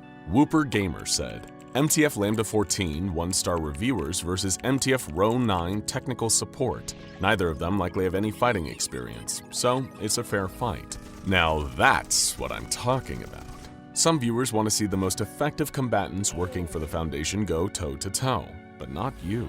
You want to throw two groups with basically no combat experience into the ring together and see what happens next. It would be one of the most low-stakes fights in Foundation history. Negative Yelp reviews and can I speak to the manager versus hacked Instagram accounts and those annoying emails that say forward this to 10 friends or you'll be cursed. Or you could just give everyone a weapon, take their computers and phones, and see what happens next. Link said, we gotta see Alpha 1 Red Right Hand versus New 7 Hammer Down.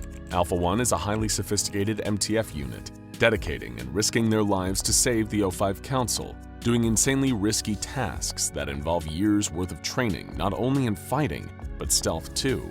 Meanwhile, New 7 doesn't give a damn about stealth and just goes balls to the wall. The resulting conflict would probably decimate cities and fell national governments, but it sure would be entertaining to watch. Falcon Fig said, I'd honestly like to cross-test my favorite MTF Beta 777 Hecate Spear and MTF Gamma 6 Deep Feeders and see them fight off deep-sea eldritch entities. Considering how Beta 777 specializes in thaumaturgical combat, countermeasures, and rituals, it would be very useful with Gamma 6 if something like that scenario were to happen. Another collaborative cross-test. Hecate Spear specializes in thaumaturgical ritual analysis and countermeasures, while the Deep Feeders specialize in the investigation and tracking of deep-sea or oceanic anomalies. In order for something to require both of their skill sets, things would have to get pretty darn Lovecraftian. And I mean the real deal, not a super chill gamer Cthulhu like SCP-2662. Some real mind-breaking cosmic horror rising up from the deep. Broad Ford said, I would find it really interesting to put Delta 5 frontrunners against Sigma 66 16 tons. An MTF that specializes in infiltrating GOIs going against an MTF that is made up of GOIs sounds really appealing to watch. Captured members from existing groups of interest going up against a group dedicated to infiltrating those same group of interest would definitely be appealing to watch. But it would probably get a bit awkward too, as more than a few covers wind up getting blown. Imagine working side by side with a guy in your secret organization for years, only to get captured by the SCP Foundation and find out that same guy was working for them all along. Bob was a traitor all along, even when he signed your birthday card. Even when you did a duet together at karaoke, you wonder, was any of it real? He promises that he really did see you as a friend, not just a coworker, and a means to gather secret intel for the Foundation, but some wounds never heal. Dino Tales said, I would have to say MTF 10 Troops of Literature and MTF Tau 5 Samsara. Who's better to take on narrative anomalies and author entities than a team of cyborg demigods they created? Kind of a chicken or the egg situation there. Only instead of chickens and eggs, it's incredibly powerful supernatural cyborgs and creative anomalies. This fight would give a whole new meaning to Death of the Author, that's for sure. Derek McDaniel said, MTF Iota 10 Damn Feds versus MTF Pi 1 City Slickers. The two task forces, at least that I know of, that work in urban environments and undercover. How would these two face each other one way or another? I can see it now. The feds driving in nondescript black cars tailing the city slickers down crowded streets. I'm not sure why they'd be doing that, but I really want to see a car chase. And this seems like the best pairing to make it happen. Solar King YT said, 10 to 1 that any of them would just sit down and have a coffee. When you think about it, all of these groups have way more in common than not. They all work for the same faceless organization. They all deal with life-threatening anomalies in their own way. Maybe instead of thinking how they would fight, we should just let them kick back for once. Relax and swap stories over a hot cup of joe. Just don't use SCP-294 to make it. That could get bad fast. Let them go get a Starbucks or something. History is often the greatest teacher. By looking at the past, we can learn from it with the benefit of hindsight, such as in the early 20th century, when the entire planet was in the grip of a horrifying war. At the time, this conflict was often referred to as the Great War, although there was little great about it. Others knew it as the war to end all wars, the largest armed engagement the world had known, although it would not be the last. Today, with that hindsight we just mentioned, we know it as World War I. In June 1914, an Archduke of Austria was shot dead by a Serbian assassin, and as a result of the complicated treaties forged between various nations, soon much of the world was involved in the war that started out as little more than a scuffle between neighbors. The horrors of trench warfare, the carnage caused by the earliest chemical weapons and armored tanks, left a permanent and lasting scar on the world's history, one still mourned and remembered to this day. The advances in chemical and mechanized warfare that took place during World War I range from the use of chemicals like tear gas used to disable targets, to more lethal compounds like mustard gas. And of course, this was the first war to introduce tanks to the battlefield. Although these were clumsy and cumbersome to begin with, it was arguably the advent of the First World War that forced many advancements in armored warfare. It was the belief of many individuals on all sides that if the Great War was made too gruesome and horrific to continue, it would come to its natural end. This, of course, did not happen, only encouraging each participant of World War I to continue advancing their weaponry. But what if there were weapons developed during World War I that were too dangerous to be deployed? With every side looking for advantage over their adversaries, what if some turned to the unethical, even the anomalous, to gain the upper hand in the war? Introducing SCP-186, otherwise known as To End All Wars. Try to imagine weaponry that was so incredibly advanced for the mid-1910s, yet so horribly and unjustifiably cruel. Worse than gas that can cause blisters to form not only on the skin but also inside the lungs. More advanced than armored vehicles with mounted machine guns crawling across no man's land. It's hard to picture something that could be more devastating than that, especially for the time period. But a good measure of a weapon's destructive power is usually found in the damage it leaves in its wake. In this case, SCP-186 is exactly that. Not the anomalous weapons themselves, but the site of a battle that took place between the 24th of July and the 13th of August in 1917. The event became known as the Battle of Husiatin Woods, but you won't find any mention of it in the history books. Any and all records of the battle had been secretly expunged by the SCP Foundation, and their own archive is now the only place where someone can find the details of what happened over those few weeks. The engagement took place between the German Imperial Army and forces belonging to Russia's provisional government, a small skirmish in comparison to the enormity of many battles of the First World War. So what happened at the Battle of Husiatin Woods to make it so horrible that it had to be stricken from the historical record? For that, we have to go back to Husiatin, a small settlement in western Ukraine. In July of 1917, the surviving remnants of a Russian division had been scattered. The Germans counterattacked against the Kernensky offensive had driven the Russian troops to the dense forest that surrounded the town of Husiatin. You might be forgiven for thinking that the outnumbered Russian force was decimated by almost 500 German soldiers pursuing them, but you would be very, very wrong. As the opposing forces met, they engaged each other in a fearsome battle. But this was unlike any encounter that had taken place over the course of World War I, or ever would again. Both sides were armed with anomalous weaponry, possessing technology beyond any that had ever been seen at the time.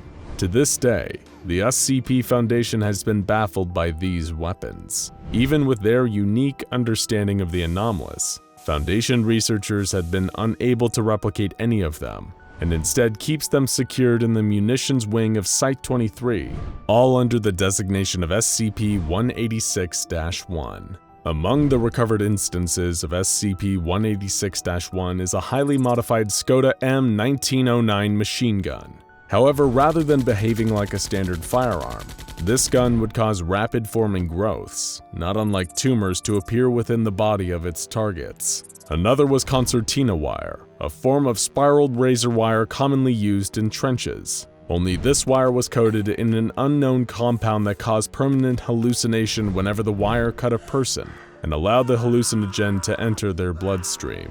A number of rifle cartridges were also found littered around SCP-186. Sounds pretty normal for a First World War battlefield, right? Except these cartridges were not filled with gunpowder like you would expect them to be.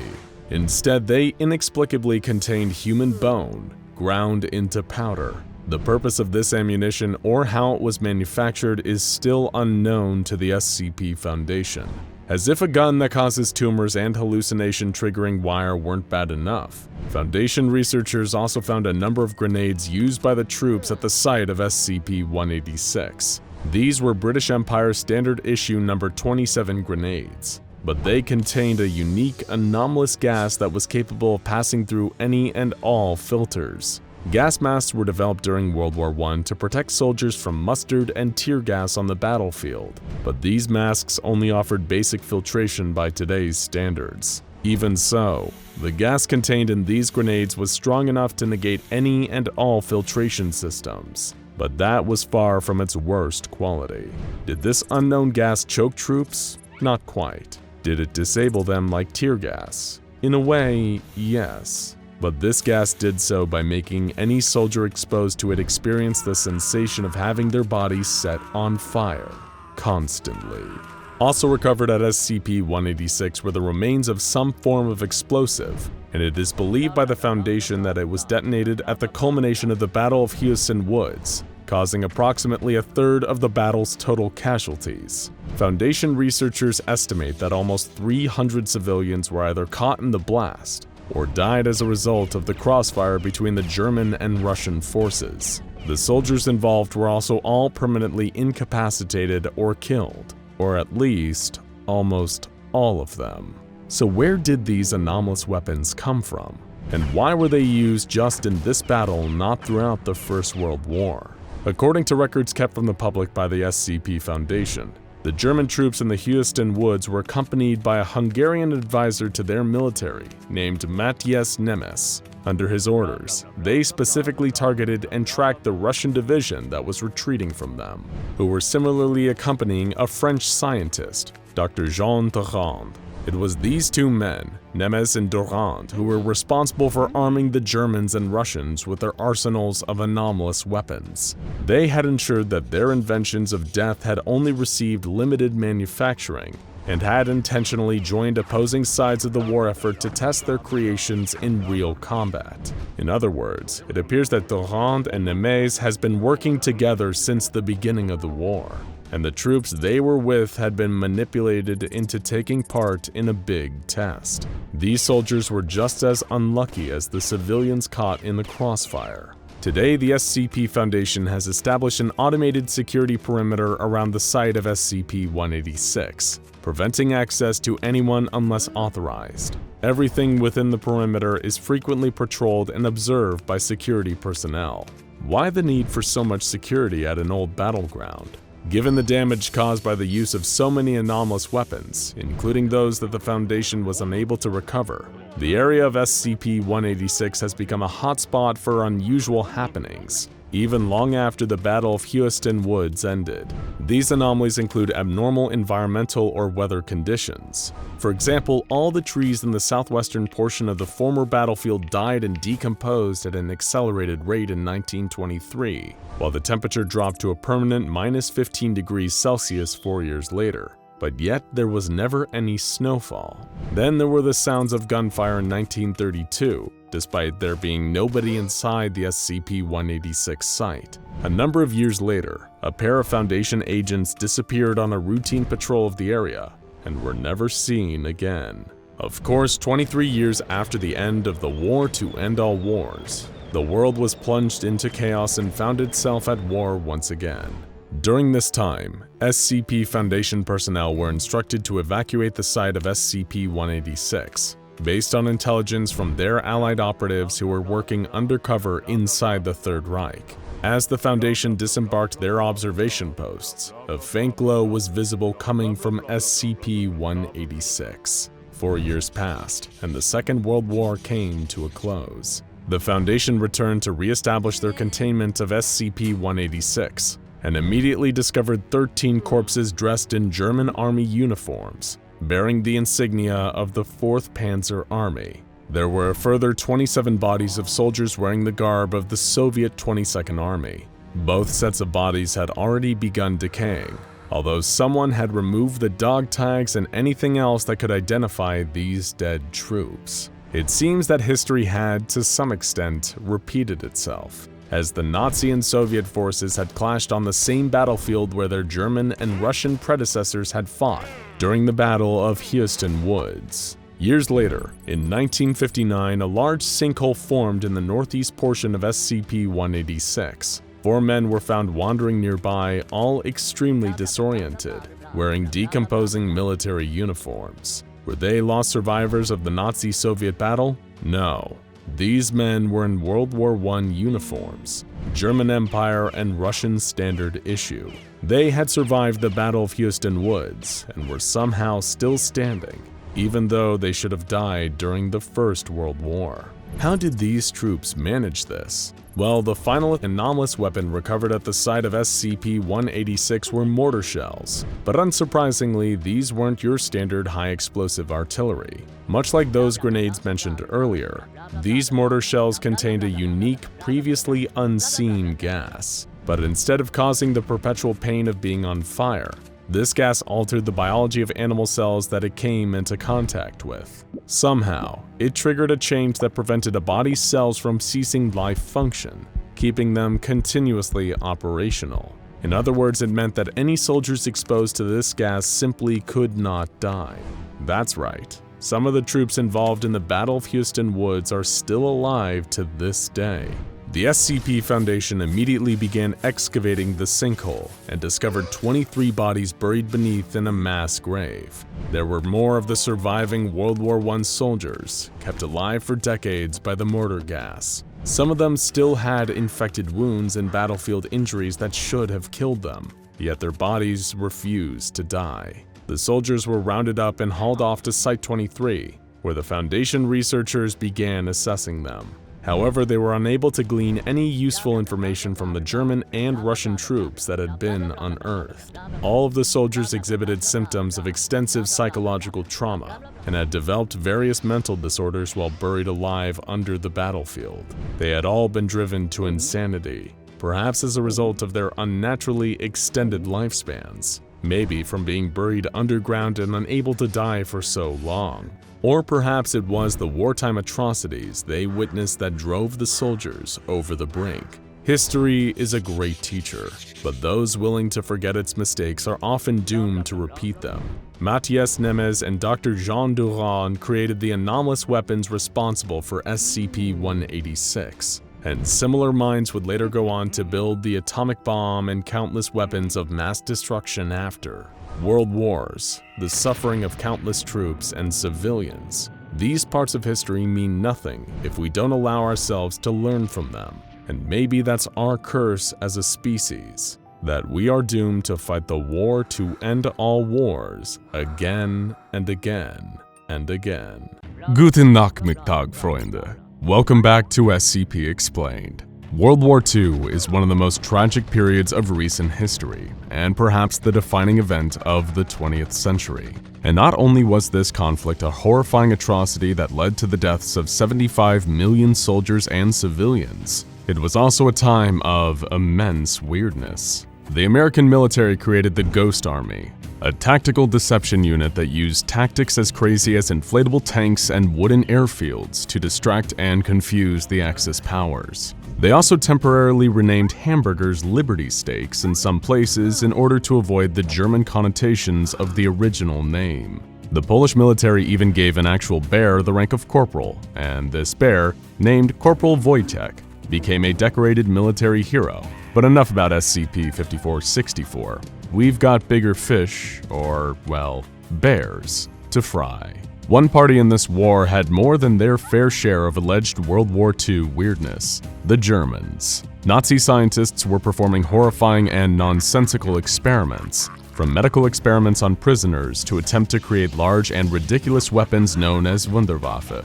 One of Hitler's right-hand men, Heinrich Himmler, took up residence in a castle where he and his men allegedly performed odd occult rituals, and even the Lebensborn, a deranged eugenics experiment intended to produce a huge stock of Aryan children from SS member fathers. And if all of that seems certifiably insane, which for the record, it is, then the stuff the SCP Foundation has been suppressing will make your toes curl. We've already covered the fact that even Hitler himself, copied by Stalin with the help of Sarkic wizards, is now classified as SCP-2430 and held in containment by the Foundation. But really, that's just the tip of the iceberg. We can thank a shady group known as the Obscura Corps for the creation or utilization of a lot of these artifacts and entities. As we discussed in our video on the immortal Hitler clone, the Obscura Corps was Nazi Germany's answer to the SCP Foundation, though their highly unethical methods were much more like a racist version of the Chaos Insurgency. This group of loyal occult thugs was charged with hunting down any anomalous artifacts that would give Germany the edge it needed in the war effort. Think the kind of guys going after the Ark of the Covenant and the Holy Grail while trying to kill Indiana Jones. Of course, seeing as Germany still lost the war in the end, they weren't exactly the best at their job. But that doesn't mean they don't have a long list of bizarre and often dangerous anomalies to their name. Starting with SCP-2367. This is a device so infamous that not even the SCP Foundation has been able to fully suppress knowledge of its existence. Popularly known as Die Glocke, meaning the bell in German, this device has been a popular staple among time travel and alien conspiracy theorists. And those theorists honestly aren't that far from the truth. The bell is a spatial and temporal transportation device created by the Germans during World War II in hopes of teleporting spies, soldiers, and equipment behind enemy lines. And terrifyingly, the machine actually worked and was able to transport multiple SS officers. However, there is one detail that makes Die Glocke a little less terrifying. Everything they transport materializes several hundred feet over the top of their intended destinations. In the case of all transported SS officers, this means that they appeared high in the air and immediately fell to their doom like Wile E. Coyote. SS officers hitting the ground at incredibly high speeds is always a delightful mental image. As funny and incompetent as this is, there is actually one major threat posed by SCP-2367. The SCP Foundation raided a number of Obscura strongholds during World War II as a part of an operation called Operation Hammer.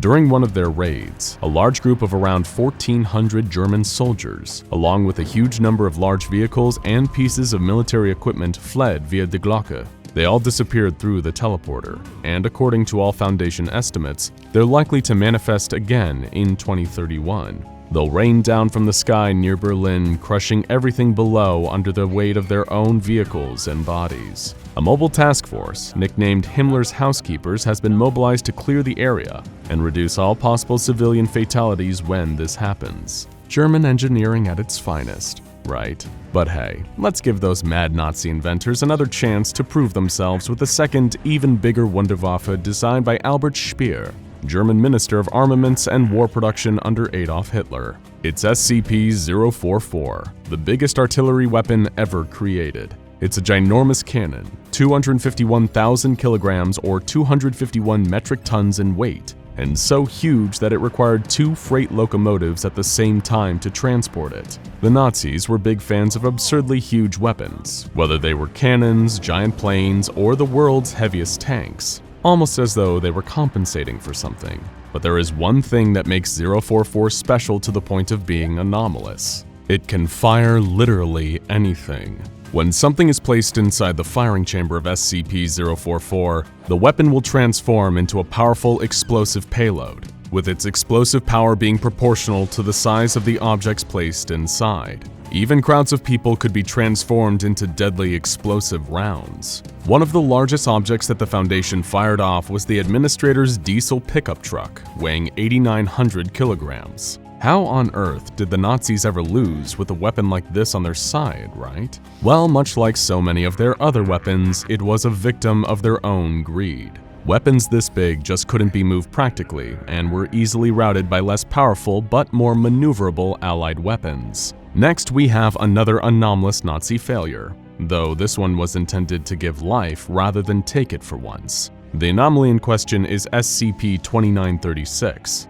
a secret Nazi military and research base hidden in the cold reaches of Antarctica. The place has likely been abandoned by humans since the 1950s, but there is one entity that still rolls through the halls on rumbling caterpillar tracks. An advanced sentient robot nicknamed the Stahlmother, or Steel Mother, powered by a mysterious power source shaped like an ambiguous glowing symbol on its chest. Who would have guessed that the Nazi design sensibility was tacky? The Stahlmother is there to maintain the Glasgerbarmotren, or glass wombs, where a number of desiccated human fetuses are held. The intention of this base was clear. Much like the Lebensborn project we mentioned at the start of the video, this was a controlled breeding program supported by the Nazis' deranged philosophy of eugenics. But after the war, when the Nazis attending the base presumably fled for their lives, there was some kind of accident that destroyed the seal of the glass wombs, allowing the amniotic fluid to leak out and killing the fetuses inside. But due to a malfunction, the Stahlmother's diagnostics were way off, and it never realized that its mission was futile. When researchers attempted to inform the machine of that fact, it simply replied, "The kinder lie on the bottoms of the Glasgerbarmotren.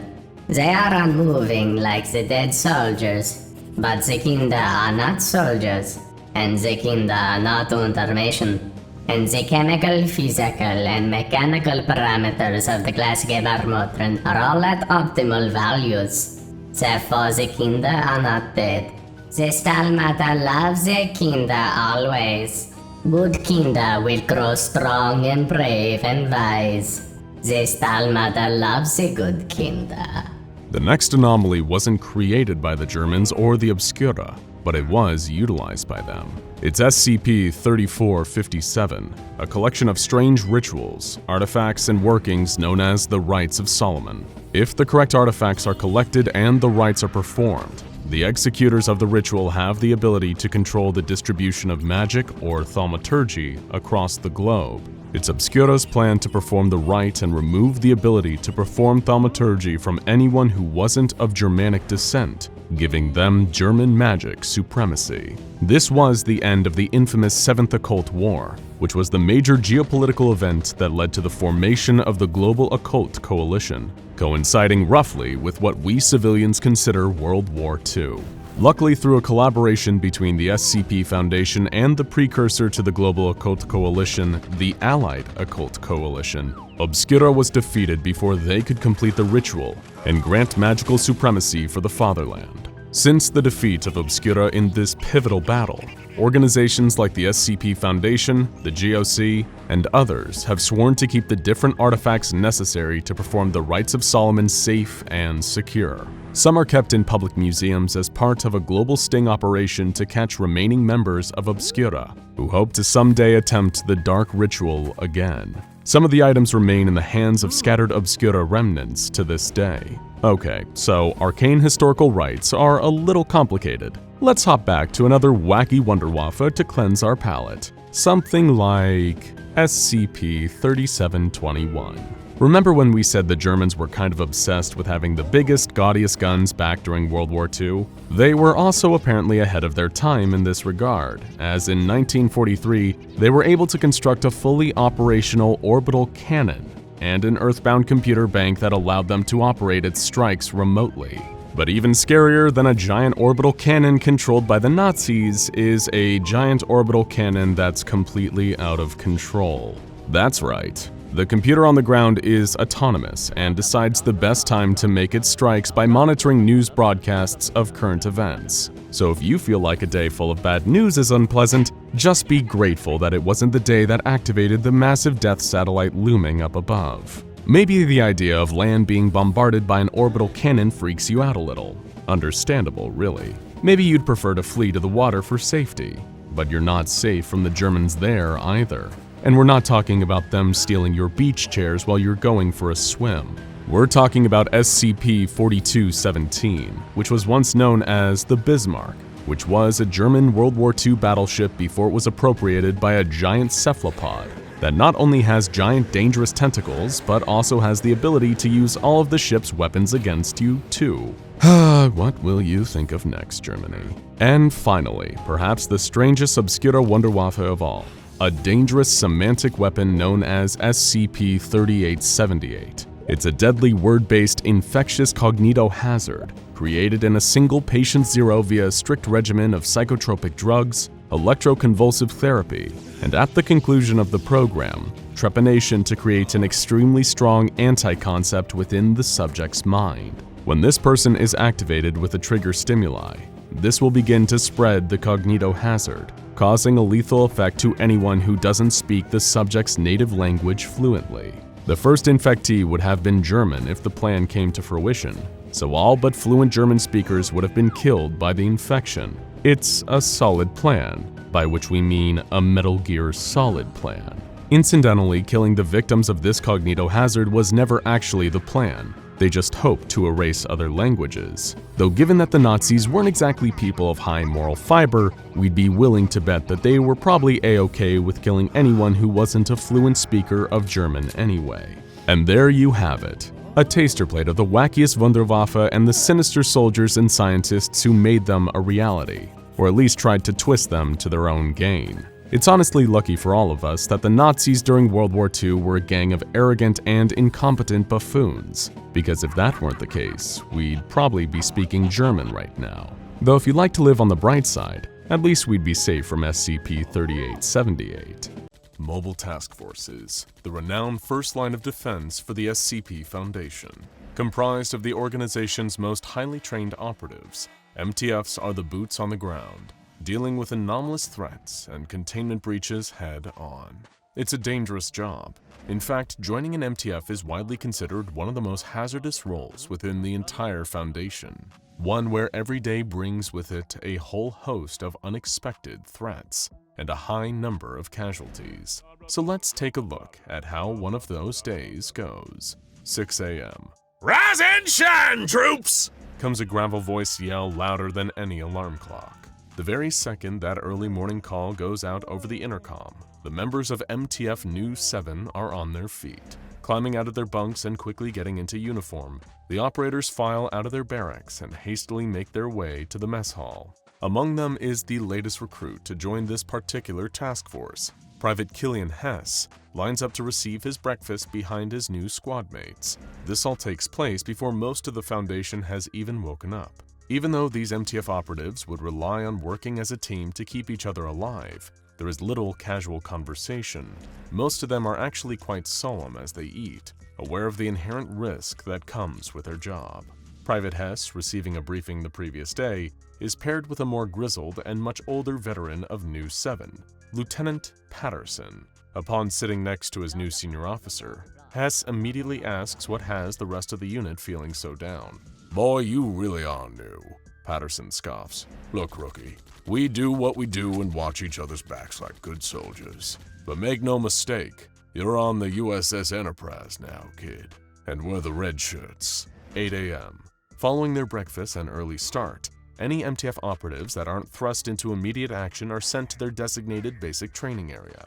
Here they are presented with all manner of intense assault courses, fighting rings for hand-to-hand sparring, and a live ammo shooting range to improve skills with weapon proficiency. The SCP Foundation demands the highest level of skill from its mobile task forces, so regular combat drills are an absolute necessity for keeping their operators alert and ready to take on all manner of threats. For some of the more hot-headed MTF troops, drills are a chance to cut loose, show off their skills, or challenge their squad mates to beat each other's fastest assault course times, or shooting range scores. But to those that have been around longer and have the benefit of hindsight after multiple catastrophic containment breaches, morning training can feel like pretty inadequate preparation.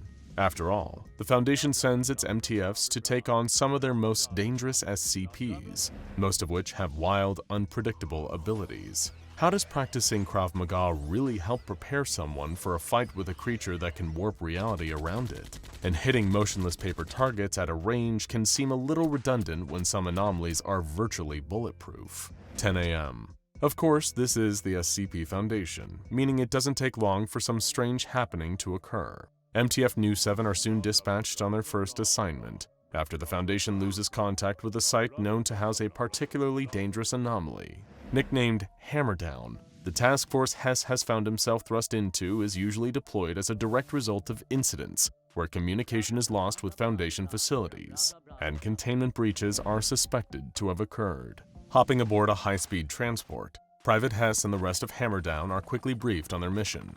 At approximately 0900 hours the same day, the Foundation lost contact with another pair of their MTFs, Omega-59 aka Netcheva's Wolves, and Sigma-18, the Chess Masters. Both were stationed at Armed Containment Complex 04, a secure location within the Russian Federation's Sakha Republic.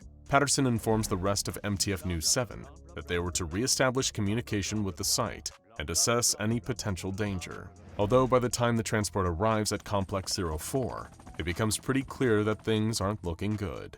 SCP-1984 has breached containment. The Dead Hand is loose. Unluckily for Hammerdown, SCP-1984 is a semi-corporeal entity with the nasty habit of attacking any human being that it comes into contact with, by disrupting their nervous systems, usually resulting in excruciating pain. Although that did answer the question of what had happened to the other MTFs at the site. 12 p.m. Immediately engaging the Dead Hand, Hammerdown stormed Complex 04. Patterson had ordered them to go weapons hot on the creature from the moment the transport touched down. Having manifested as a hazy humanoid outline, SCP-1984 was making quick work of slaughtering MTF Omega-59 and Sigma-18. New 7 were able to intercept before it could completely decimate their fellow operatives, but now the Dead Hand had them pinned, stopping the unit from accessing the on-site armory.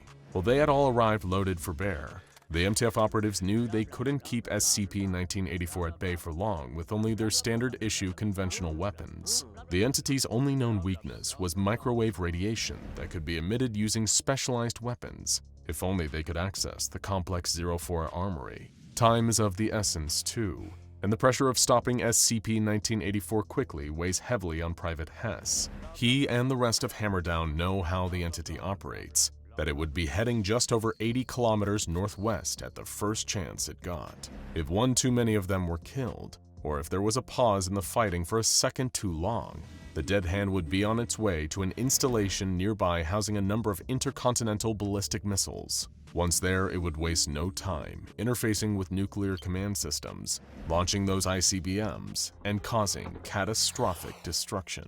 1:30 p.m. Deploying some quick thinking, Lieutenant Patterson contacted Foundation Command and had them send a secondary detachment of New 7 to the missile installation. Part of their mobile task force includes a platoon of experts in various forms of warfare, not just chemical and biological, but nuclear too. While that portion of Hammerdown were directed to lock down the missile installation 80 kilometers away, Patterson, Hess, and the rest of New 7 were trying to distract SCP-1984. Their engagement lasted around an hour, with the entity attacking a number of the troops on the ground. Each one would suffer symptoms of intense neurological trauma, including seizures and the loss of cerebral spinal fluid from their nose and eyes. Experiencing it was painful enough, and the sight of his fellow MTF agents dying in such a horrific fashion wasn't exactly what Private Hess expected from his first day. Eventually, SCP-1984 dissipates after a sustained battle with Hammerdown, although it could easily remanifest if it ever intercepts particular broadcasts. But the task force's work at Complex 04 is far from over. After the battle comes the cleanup operation. Private Hess follows orders from Patterson to clear as much debris and as many bodies as he can, making a note of every member of their unit that they lost to the Dead Hand. However, it doesn't take long for the surviving members of New 7 to receive another call for assistance. 4 p.m. Despite Hess's concerns that he and the others haven't eaten in hours, the team loads up and heads out again.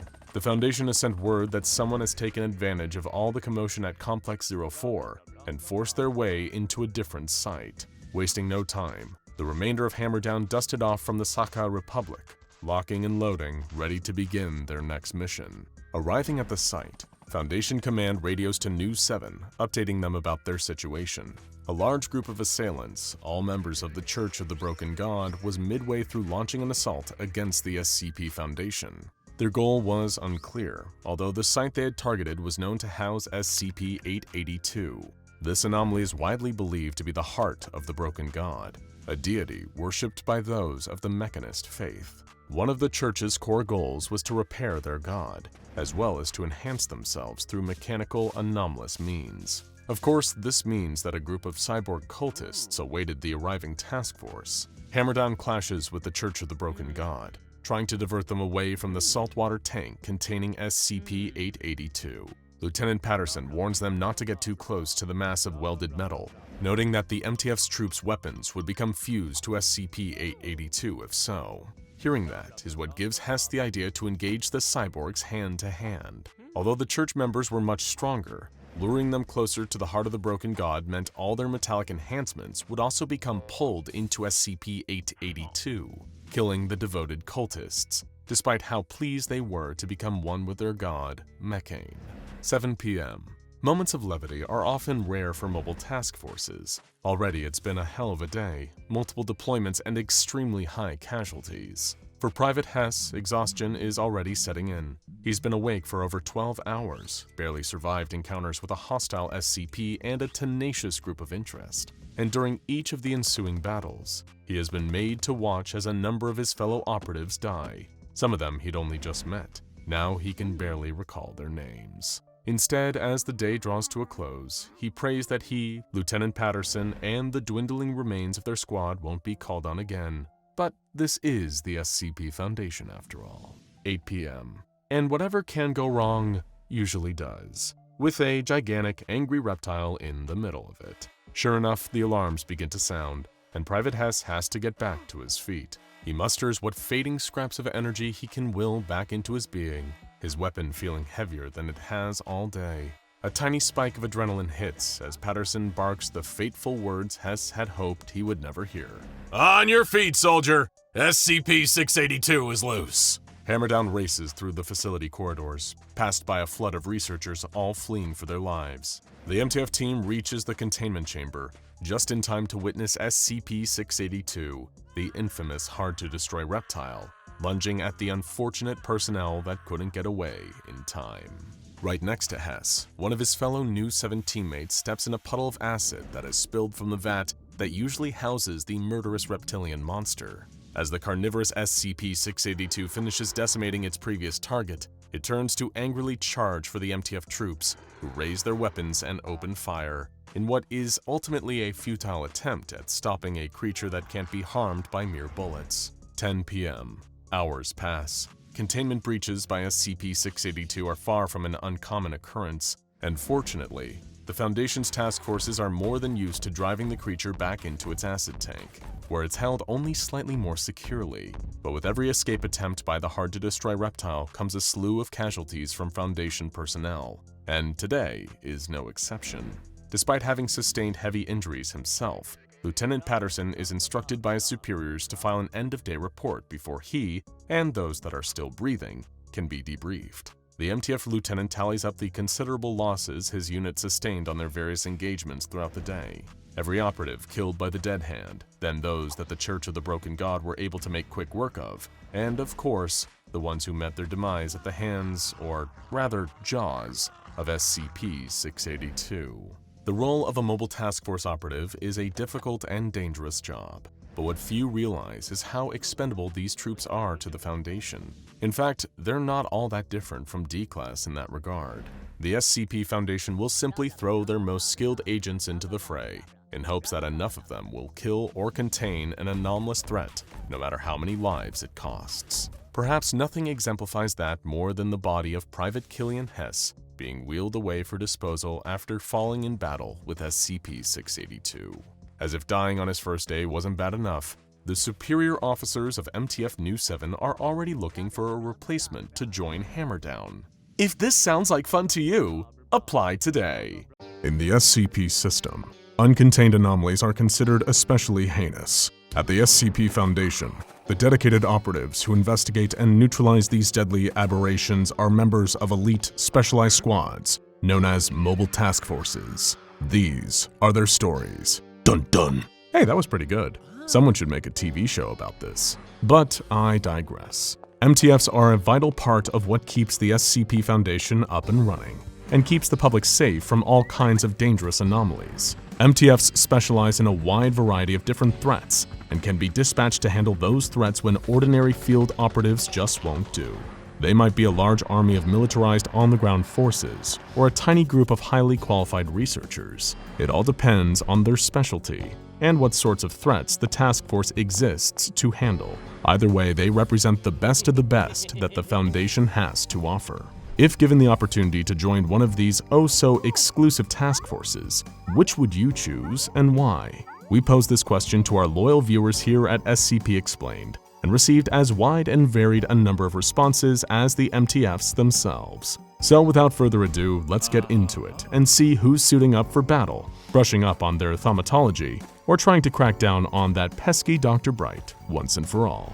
Luna Hartnett said, Beta 7 Maz Hatters. The cleanup and containment of biohazardous anomalies sounds like grueling work, mentally and physically, but it also lines up pretty well with my real-world skill set. Listen, one of the most important parts of job hunting is knowing your strengths. If your strength lies with cleaning up all kinds of supernatural gunk, goo, and slime, then more power to you. Grab a department-issued super mop and get down to it. Thank you for your service. A clean foundation is an effective foundation. Iron Clamp said, Mu-13 Ghostbusters. Everyone knows how scary fighting the SCPs that you can actually see and physically deal with are, but imagine the steel balls it takes to go into a scene to deal with a potentially deadly SCP that you can't do either of those things with. It would be like having a much more violent version of Paranormal Activity or Insidious, but instead you have to figure out how to deal with it. Also, the idea of Ghostbusters but with guns is just too good for me to pass. Sounds like you're a horror fan, so enjoy your own personal entry into the Paranormal Activity extended universe, and try your best not to become a ghost yourself. Who you gonna call? Yanuska A1 said, I would definitely want to be a member of Epsilon 11 Nine-Tailed Fox. The fact that they're only called in to deal with a facility and in such small teams proves that the skill set of these troops is astonishing. Not to mention they're under the command of Alpha 1 Red Right Hand, who are known as the best of the best. Also probing their skills in the game SCP Containment Breach, where 3 troops are sent into a facility where some of the most famous SCPs have breached, such as SCP-173, SCP-049, SCP-106, and many more. They easily sweep through the facility with no casualties. So in my opinion, Epsilon 11 would be my go-to task force. You've definitely got your work cut out for you if you want to become a member of Epsilon 11 and serve the Red Right Hand. But if you can hold your own against the likes of the Sculpture, the Old Man, and the Plague Doctor, then go right ahead and try. I hope you've got quick reflexes, an itchy trigger finger, and can go hours without blinking. Rift Z said, I'd proudly wear the insignia of MTF Eta 10 See No Evil. I think visual cognitohazards is a really interesting thing to work with. Interesting, sure, and extremely dangerous too. Good job knowing what you want, and knowing that what you want is to risk exposure to all kinds of things that'll make it impossible to trust your own eyes. Don't worry. We've heard working with Eta 10 is a lot like a game of Marco Polo. Only if you get it wrong, you break your brain, die, and unleash unspeakable destruction on countless innocent people.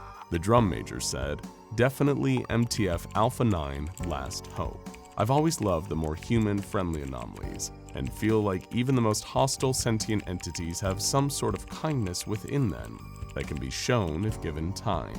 Being able to work alongside these friendly entities to help people would be amazing. Oh, that's so sweet. So instead of just containing anomalies, you'd like to have them as your co-workers. It is a pretty impressive team you'd be joining. One that includes the likes of Iris Thompson, SCP-4051, also known as your friendly neighborhood Keter, and the shadowy icon of crime fighting we call the Spectre. But there's no need to be intimidated. I'm sure you have your own strengths to bring to the table too. Maybe you always get everyone's coffee order right, or you're great at giving pep talks. Whatever it is, you'll be a great addition to the team. Lemon Demon Dangaropa. hell of a name you have there, said, "It would be interesting for me to be a part of MTF Omega 9, also known as the Scrubs. For context, they are a group of gamers who got trapped in a lobby of Quake and now help out the Foundation. While being stuck in a game would have some psychological consequences, it would be fun to 360 no-scope the competition and other SCPs who dare stand in my way. Why settle for being a Twitch streamer or a professional in the world of esports, when you could just leave your earthly life behind completely and spend the rest of your days in a world of pixels and non-stop action? You'll miss your friends and family, sure, but don't think too hard about that part. The rest of it sounds pretty poggers. Do people still say that? Don't tell me, I don't want to know. God, I'm cringe." The Raging Atom said, "This isn't even a contest. I'd go with MTF Sigma 3, the Bibliographers. Of course, not until after the whole library invasion thing had cooled off and they reorganized. It's just the closest you could get in the Foundation to recreational anomalous usage, which is awesome. Who knows, maybe I'll sacrifice everything I hold dear to become a Type Blue. Smart move, waiting for the action to cool off first. If you end up becoming a Type Blue, let us know. I need a magic act for my nephew's birthday party, and he said last year's amazing Melvin pulling a rabbit out of a hat wasn't cool enough for his 6th grade friends. He's really hurtful." Mannequin Skywalker, okay, that was funny, said, "Honestly going to say MTF Lambda 14, 1-star reviewers. I've got a lot of experience in retail in many different positions, so I think I'd fit in there with being able to tell what seems anomalous or potentially how to deal with a retail-oriented SCP, including a Karen class. After working in retail, I'm sure you've seen horrors that would put the findings of the SCP Foundation to shame. After you've dealt with unruly customers picking a fight about coupons 20 minutes after closing time, there's nothing you can't handle." Tor the Jackal said, "I'd go with Zeta 9 Mole Rats. I love enclosed spaces, especially those underground. If given the opportunity, I would definitely join Zeta 9. Are you sure you're not part mole? Groundhog maybe. I've never met anyone who, quote, loves enclosed spaces, let alone underground ones. But I also got kicked out of my local spelunking team for crying too much, so maybe that's just me." Sharky Reynolds said, "I'd go for MTF Lambda 5 White Rabbits, and I would use my training to determine if the terrible new songs coming out these days are only popular through reality warping properties, or if the world is doomed to experience bad taste. It's probably anomalies. After all, everyone knows that bad music is a brand new invention, and every previous generation didn't think the exact same thing about the new music their kids were listening to. Hang on, I'm being told that's absolutely what happened, and that taste is subjective. Sounds fake. Besides, there's got to be a supernatural explanation for what does the fox say? I won't hear otherwise." Banana 1 said, "Zeta 9 Mole Rats. I gotta respect this task force since they have the lowest survival rate when it comes to their missions. Besides, I like how their insignia was made with the design of a gas mask. We've got another volunteer for the Mole Rats. What is it with you guys and dangerous underground situations? It is a cool insignia, sure, but there's a reason it's a gas mask. You'll need to wear a gas mask. Good luck to you, I guess." Nick T. Wolf discusses said, "For me, it's kind of a tie between two groups. I would love to be on MTF Eta 11 Savage Beasts. I know I'm not 100% deaf and working on learning sign language. Being part of a group where I felt like I belonged and might be accepted would be a dream come true. If I couldn't get into there, MTF Sigma 3 Bibliographers would be amazing. The idea of possibly spending time doing research and gathering info in the library would be a great experience. And in possible downtime, all of those books that are waiting to be read. That is a great reason. The Savage Beasts would be lucky to have you, and you deserve to work with a team that understands and appreciates your unique strengths. Maybe you could split your time between the two and moonlight as a bibliographer." Eternal Tribute said, "I'd choose Tau 5 Samsara. I already feel basically emotionless, so it would have zero impact on me, and I like the idea of immortality and being a cyborg. I love technology. However, my alternative would be the Debuggers or Skynet because I am decent with computers." Hey buddy, you okay? I'm just checking." Fabian Roberts said, MTF Beta 777 Hectate's Spear, because I think it'd be interesting to look for knowledge about the occult rituals and how to stop them, especially in instances where an SCP was involved. Specializing in thaumaturgical ritual analysis, eh? It's the closest thing out here to joining a literal wizard army, so I can see the appeal. Just be careful. The world of thaumatology attracts the attention of forces you don't want putting a magical target on your back. Unlike the aforementioned Amazing Melvin, these guys are doing this stuff for real, and they'll do a lot worse than sawing you in half if you slip up on the job. Mr. Pixel said, I would probably want to be part of MTF Epsilon 9, the Fire Eaters. After all, who can say no to the alluring destructive power of fire? And it's not a war crime if I roast mostly anomalous creatures instead of humans. For the second time in this video, I say, are you okay, buddy? Maybe you should have a glass of water. You can't use it to roast your enemies alive, but it'll help you settle down. Nicotine said, Skynet, of course. The internet is a vast ocean containing both everything and nothing, thus giving me something to do for the rest of time, or at least until the world ends. Plus, what better excuse than being a member of Skynet would I have to watch you guys all day? Now you're talking. When you're not tracking sentient malware or the influence of the Archon Lord, you can spend your time watching more videos from SCP Explained. That's the perfect way to unwind after a long day of scouring the web for old gods and, I don't know, an iPhone app that knows when you're going to die. You're the web expert, not me. Hey, maybe you could teach me how to make a TikTok. That was cringe. Incidentally, we do have a TikTok now at SCP Explained Official. Go check it out after the video. Apple3 said, Beta 7. I'm a biochemist in real life, so this would just go well with my skill sets. Working with anomalous biohazard cleanup sounds like grueling mental and physical work. I didn't know we had biochemists watching us, that's awesome. You're probably overqualified to clean up biohazardous anomalous material, but dress for the job you want. By which I mean you should probably wear a hazmat suit and some heavy-duty goggles. Who knows what kind of radioactive slime and monster snot you'll be wiping up. Jay the Monkey of Cherry Trees said, if I was asked to join any of the MTF teams, most likely after looking into them, it would be MTF Theta 4, the Gardeners. Seeing that many MTF teams usually follow certain protocols, Gardener seems to be situated around very flora-based SCPs, usually in sites or locations of known flora-based SCPs, either mitigating the effects, securing, or researching potential sprouts of SCPs. Maybe some woodworker skills might come in handy helping the team, though I thoroughly wonder if the SCP Foundation would trust a man in an MTF team called Gardeners, whom has a bonsai plum tree growing from their head. Oh, that's so nice. You must have a hell of a green Hold on. Wait, I'm sorry. What was that last part?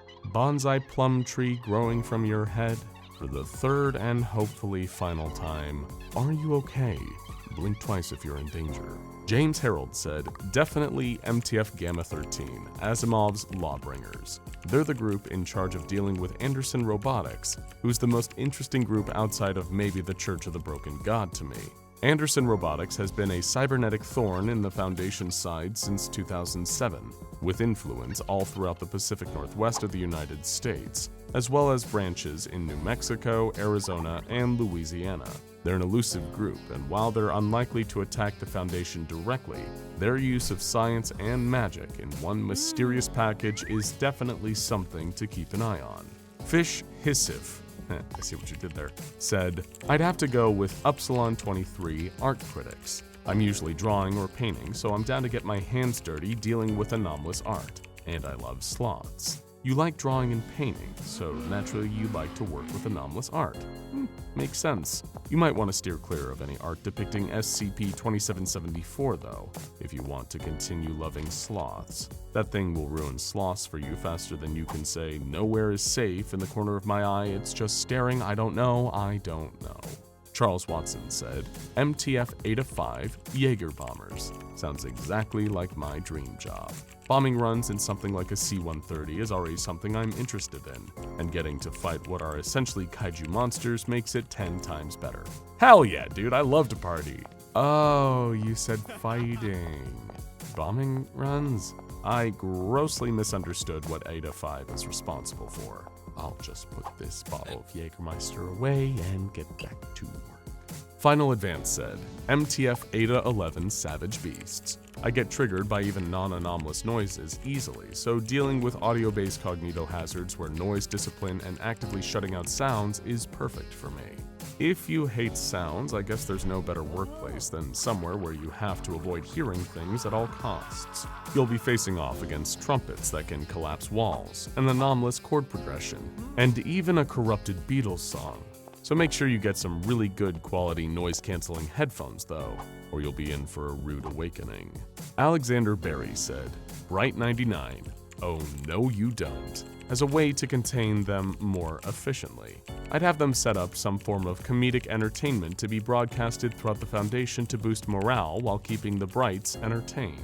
Of course, to be safe, we'll keep an eye on all items they have access to and run the broadcast through a filter to get rid of possible cognitohazards. Oh no you don't is right. If you're a regular viewer of this channel or a fan of the designated page on the SCP Wiki, you know that there are more things Dr. Bright is not allowed to do than there are things he is. It'll take some pretty good comedic entertainment to keep Bright occupied.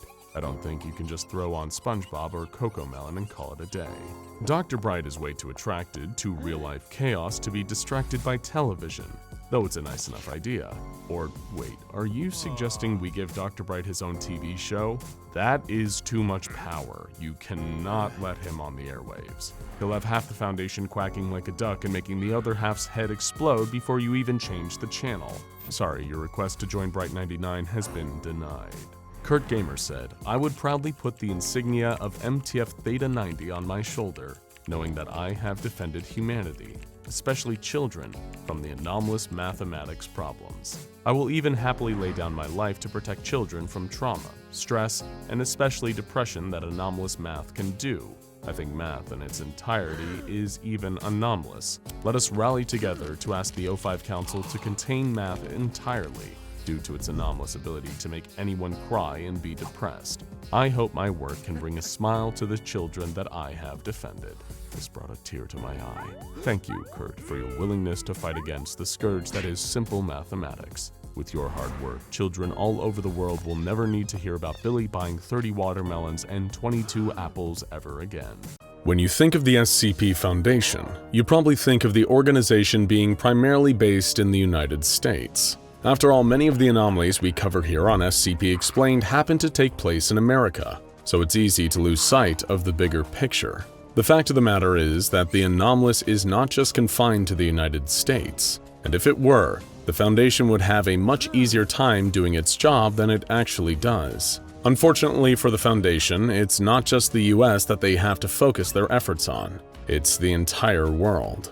That's right, no matter where you are on Earth, no matter how far you travel, the threat of being the victim of an unsuspecting anomalous incident remains the same, even on your family vacation to Disney World. Of course, the Foundation's mission is massively expansive too, with each object requiring not only significant resources to capture, but even more to effectively contain and study over a long period of time.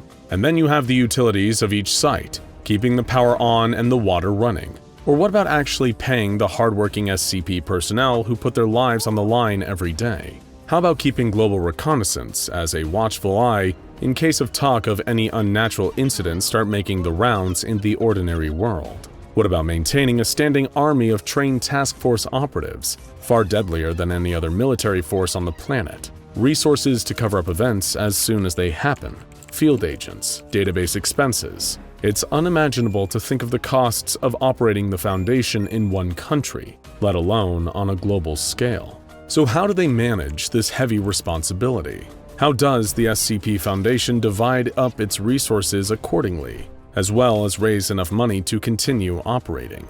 Think about it. If you were an organization having to cover the entire globe in service of protecting humanity from the anomalous, what would be the best way of managing your resources? First, you need to make sure you are backed by the richest of the rich, who could use some of their personal wealth to fund your goals. Well, that's the Overseer Council, the group at the top of the Foundation composed of some of the most affluent and wealthy individuals in the world. Second, you'd make sure you had a means of generating revenue. The Foundation can't exactly open itself for donations from the public, and it can't issue taxes, but it can have others do that for them. Cover-up businesses in sourcing funding from the governments of the world, either legitimately or through blackmailing, are two surefire ways to keep the cash flowing endlessly. Who knows how many Fortune 500 companies are actually owned by the Foundation?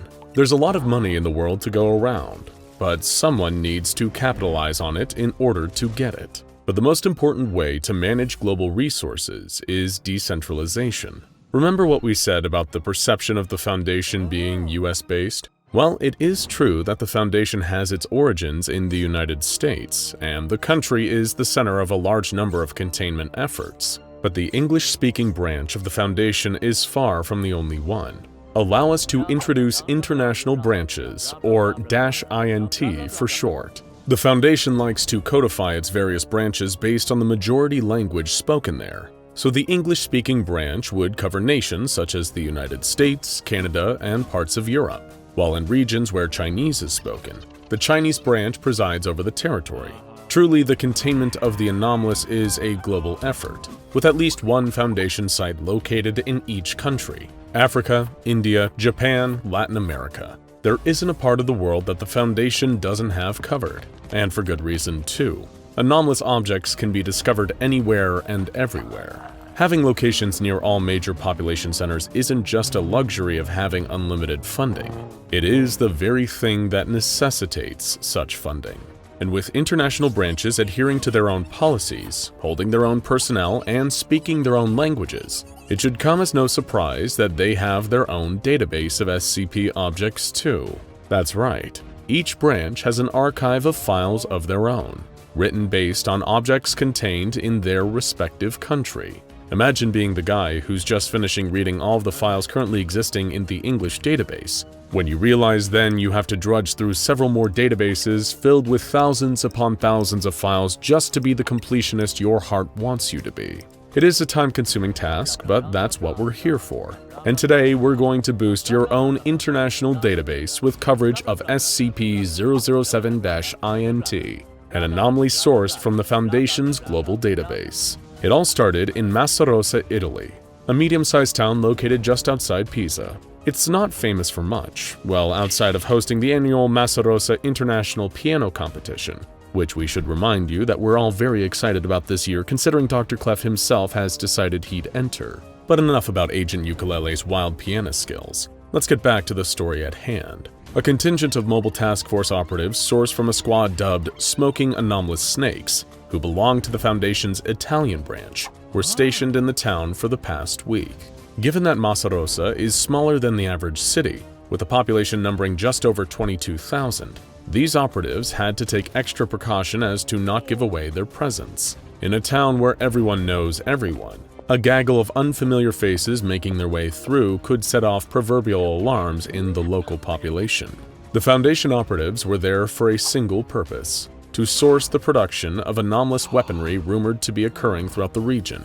Now, why is this a problem in the first place? As technology advances, war changes along with it, sometimes necessitating the need for more efficient weapons and inspiring their development. Spears to deal with the invading tribes on land, horses and chariots to rush those with spears, bows and arrows to combat horses. War has always made use of new technology to make combat more efficient and deadly, and anomalous weaponry is no different. After all, not every paranormal organization holds the same ethos as the Foundation's secure, contain, protect mentality. There are many groups of interest, such as the dreaded Chaos Insurgency, or the Foundation's greatest rival, the Global Occult Coalition, that would be more than happy to utilize research into the anomalous for military purposes. And who can blame them? With anomalous weaponry, situations can be resolved, and enemies eradicated easier and deadlier than ever before.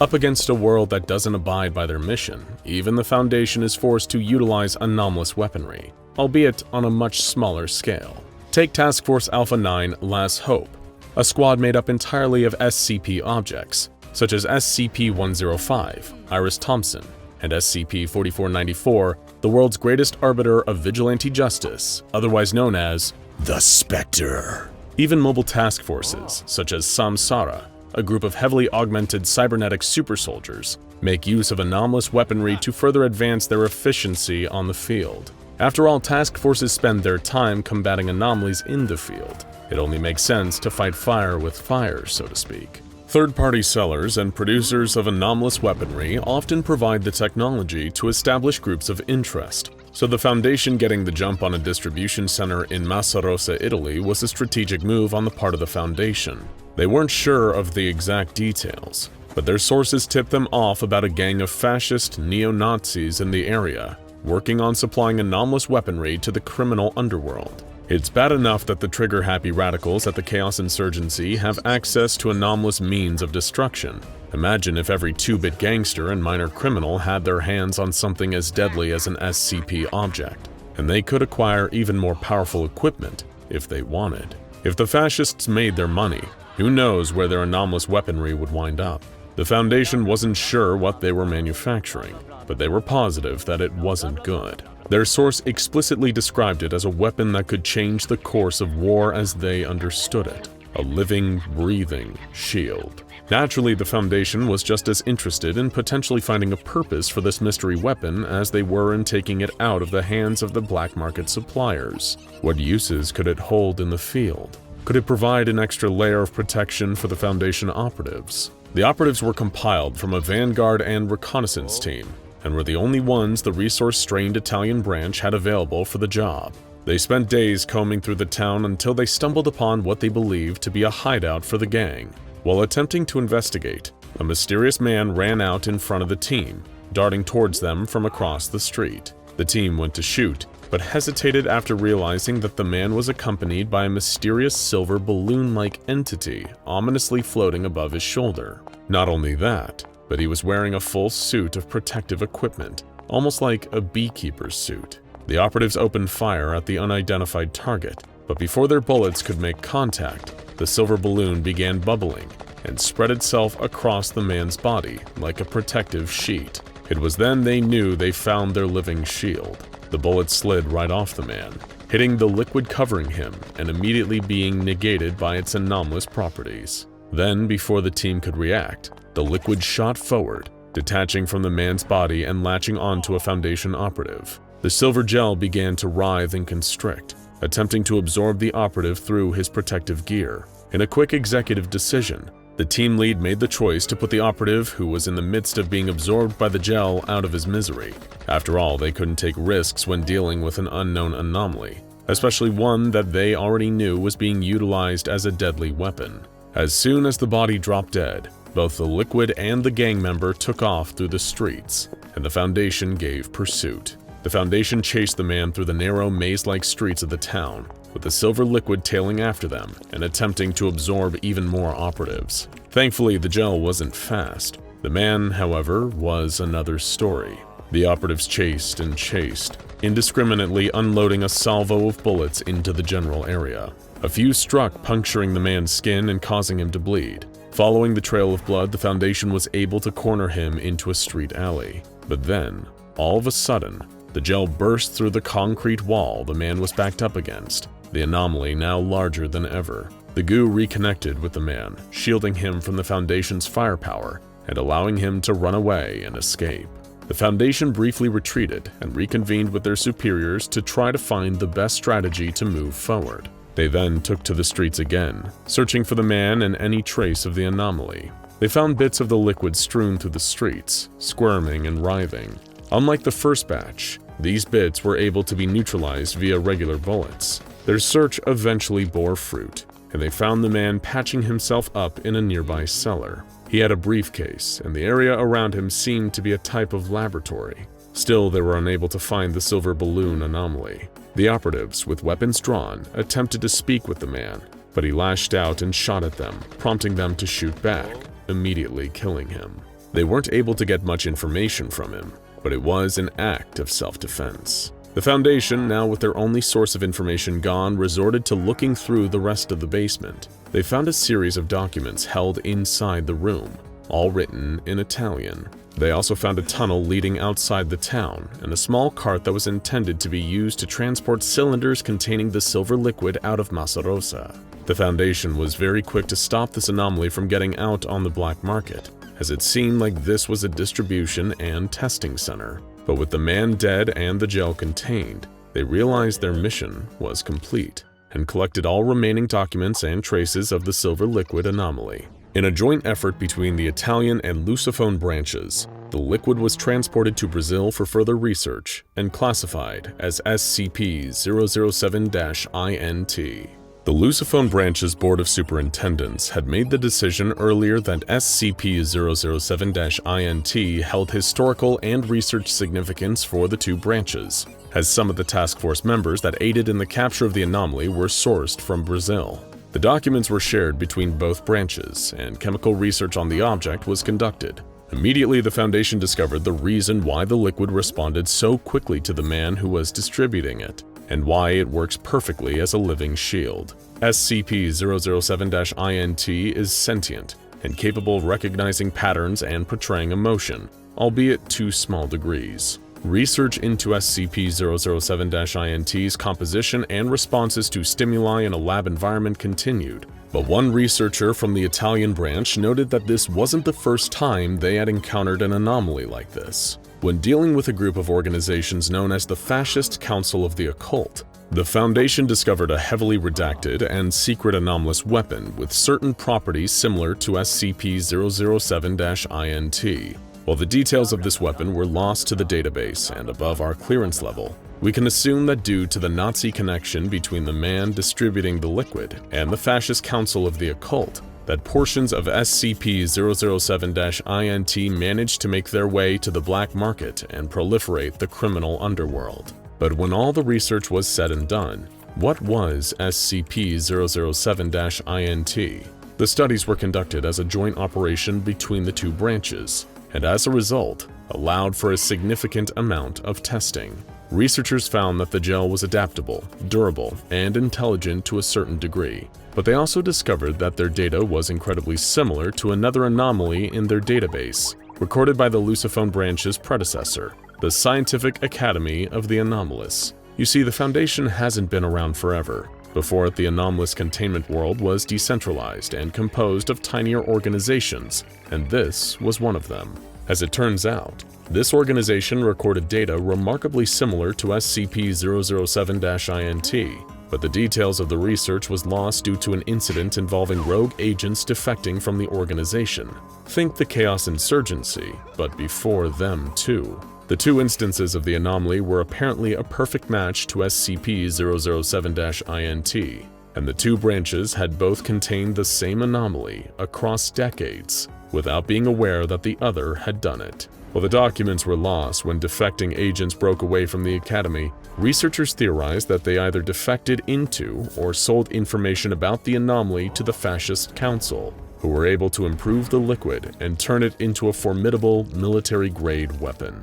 Still, the experiments with SCP-007-INT proved to be a success. The anomaly's sapience allowed it to form a bond with its host, protecting and showing the desire to comfort them if need be. What a nice little hunk of deadly gunk, right? But then, just as the branches were about to give up on finding the Academy's old documentation for SCP-007-INT, they happened to discover it. The anomaly was given the codename Project Mel. This initial research found that the anomaly was incredibly adaptive, as seen below. Instance Alpha is the most belligerent case of SCP-007-INT. It prefers being involved in combat-oriented exercises and watching martial performances. Alpha has demonstrated a certain degree of infatuation to the party with, in its conception, the best performance by using its pseudopods in attempts to imitate some executed movements for the respective party to see.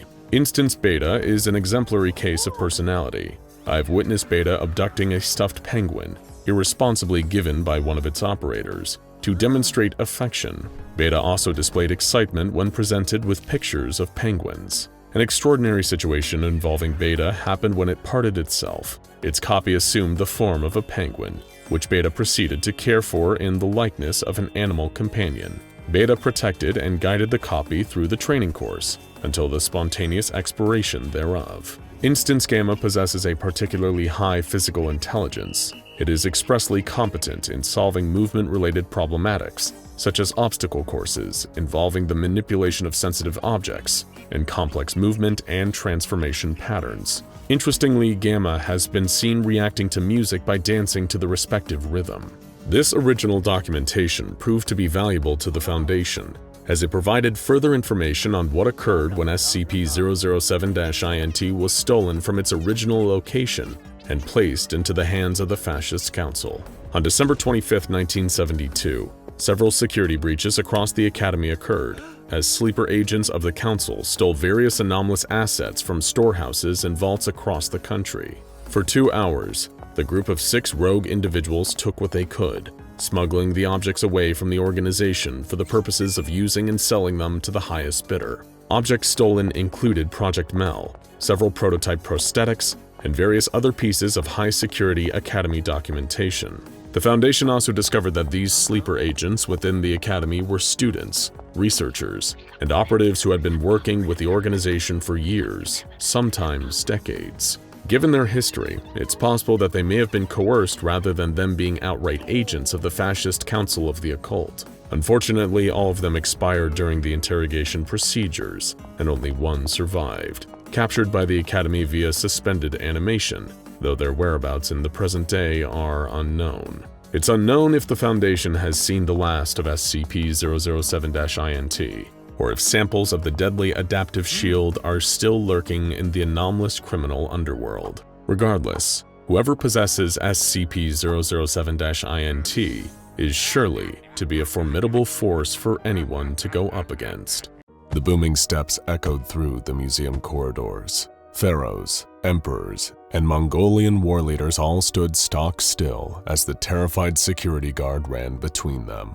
Roger Pascal swung his flashlight this way and that. The light glinted on the polished steel of ancient weaponry, muskets, scimitars, and cannons. Exhibit after exhibit flashed past him as he ran through the dark museum. There was no way it was real. No possible way. He was having a bad dream, that's all it was. A bad dream. The shaking ground under his feet and the marching rhythm of the impossibly heavy footsteps behind him told him that it was real, all right. It had just been a normal shift like any other, just a regular night at the museum. Roger had been sipping his coffee and listening to the radio, when all of a sudden, he felt his chair start rumbling beneath him. He put his coffee down on the table and watched as it recoiled as the footsteps grew louder and closer. He got up to investigate and couldn't believe what he'd walked in on. Skidding around the corner, he tumbled into a medieval suit of armor and sent it crashing across the floor. Chainmail helmet, gauntlets, all of it rattled and crashed to the marble floor, echoing all through the museum. Then there was a sudden deathly silence as the footsteps stopped. Roger didn't breathe. Then they started again, heading straight towards him. It was all Roger could do to lie on his back in front of the giant taxidermy eagle and point his flashlight at the door as the monstrous figure of the stone soldier walked around the corner, musket in hand. Woodstock, Vermont, 1995. It was a normal day just like any other. The birds were singing in the trees and there was a gentle breeze blowing through. Nothing at all out of the ordinary. Except, of course, the statue that opened its eyes. The Civil War Memorial had been a staple of Woodstock for well over 100 years. A plinth sitting in the middle of a park with a young soldier on top of it, holding a musket peacefully by his side. The statue had watched over the town generation after generation, except now its watching had become a little more active. It took several hours for anyone to notice. Dog walkers went past listening to their Walkmans. A banker sat on a bench opposite, deep in conversation on a giant brick phone. It was only when a young child running after her football looked up at the statue and saw it looking back at her that things changed. The girl's parents didn't listen to her, of course. Parents rarely do. But word quickly went around the girl's school. Most of the time, the statue was totally still, no movement in the eyes at all. But on occasion, when a group of kids gathered around it and talked to it enough, the statue seemed to look down at them as if it was listening. But that was it. No grown-ups were particularly interested in what the children were saying, and even a lot of the children who saw it went home, concluding that they must have been imagining things. So 6 months went by without anyone really paying the statue much attention. That was until it fired its gun. In a quiet rural town, everyone hears a gunshot, but for a long time no one could work out where it had come from. Police gathered around the park, searching all around where the weapon had been heard. The only clue they could find was a small hole in the wall of a shop across the street. A couple of officers joked that the shot must have come from the statue itself. Everyone laughed it off, except for a couple of the school kids who were playing nearby. Less than 2 weeks later, another shot rang out in the middle of the night, and a group of confused police officers rushed to the park to investigate what had happened. The only thing they found was a dead bird lying on the sidewalk, shot to death. Again, the jokes went around the department that it must have been the statue who did it. Except this time, the officers were all laughing a little less enthusiastically. Without much crime going on in Woodstock, Vermont, the department decided to take the shooting quite seriously, going so far as to perform an autopsy on the dead pigeon. But when they cut the animal open and looked at the wound inside its chest, they were filled with even more confusion than they were before. It wasn't a conventional bullet lodged into the bird's ribcage at all. It was perfectly round and made of what appeared to be stone. But the next shot that rang out from the memorial park was unmistakable. It was a weekend in the middle of the summer vacation, so the park was full of families all sitting around having picnics, barbecues, and staring up at the sky watching the birds circle lazily overhead. Bang! One of the pigeons exploded in a burst of feathers and plummeted out of the sky, landing on the sidewalk in front of the whole town. In shock, all of the townsfolk turned around to see the stone statue down on one knee with his musket on his shoulder. The statue looked down at all of them, surprised at the attention, then quickly got back to its feet and resumed its normal stance. Reports flooded all the local papers and news stations. The event was blamed on mass hysteria, a kind of group hallucination where everyone was somehow sharing the same story. But the number of people coming forward with the exact same account was irrefutable evidence. That's where the Foundation had to step in. In January 1996, containment procedures began, and the statue was given the designation SCP-011. Of course, a large contingent of agents suddenly appearing in a small town would raise a lot of suspicion, so the Foundation had to move very cautiously. One agent at a time, the Foundation established itself in Woodstock and began to study the statue day in and day out. By sitting on park benches, even looking through cutout holes in newspapers, and wearing fake outfits so as not to arouse suspicion.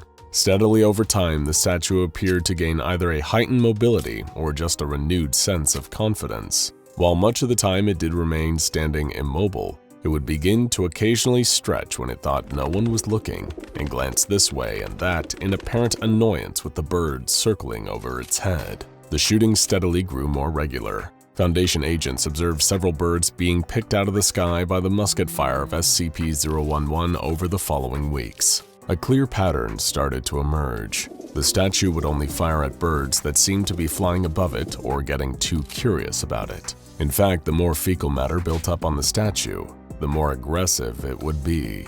Both in its body language and mood seemed to sour the dirtier it got. While there were initial concerns about the SCP potentially turning its rifle towards the local townspeople, these worries were largely dismissed as SCP-011 gradually started to build up a rapport with those around it. Before long, the caretakers of the park were having exchanges with the SCP.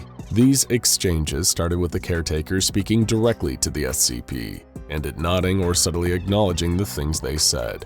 But over time, the interactions grew more and more personable. In the year 2000, SCP-011 spoke for the first time. It had just fired its rifle, picking off a pigeon from over 200 feet away, when a caretaker mildly exclaimed, "Nice shot!" The statue smiled, dipped his hat to the caretaker and said, "Thank you," in a gravelly voice. This marked a significant change in the Foundation's approach to the containment of SCP-011. Up until this point, the SCP was considered a broadly harmless member of the local town community. However, its ability to speak raised concerns as to this SCP's development. 4 years ago, it had been an immobile statue with nothing out of the ordinary to raise any suspicions among those around it. Where would its cognitive development end? Now that it had gained the ability to talk, groundskeepers and agents posing as groundskeepers struck up conversations with SCP-011 as often as possible. At first, these exchanges were brief, but over time, the SCP became steadily more vocal, until soon it was engaged in intellectual debates and sharing its views on the world with anyone who would listen. It was becoming clear that new containment measures were needed. In fact, SCP-011 soon lost interest in shooting birds. Or rather, the SCP was persuaded to stop shooting birds. While the prospect of having animals defecate on it still appeared to anger the statue, the Foundation was able to explain through ideological grounds why shooting birds was a disproportionate response relative to the minor harm they were doing to it. Keen to engage in philosophical and ethical discussions, the statue was very open to hearing the Foundation's viewpoint on the issue, and having sufficiently considered all sides of the debate, decided that it would, in fact, be better for the well-being of all involved if it stopped shooting the birds from the sky. In return, the caretakers and Foundation agents promised to do their best to clean it regularly and keep the animals at bay. But with word of this bizarre tourist attraction steadily gathering momentum as the age of email began to take off, the Foundation decided that it would be best to relocate SCP-011 entirely. However, agents who had been living in Woodstock for the prior 4 years were hesitant to relocate the entity to a test chamber or storage facility.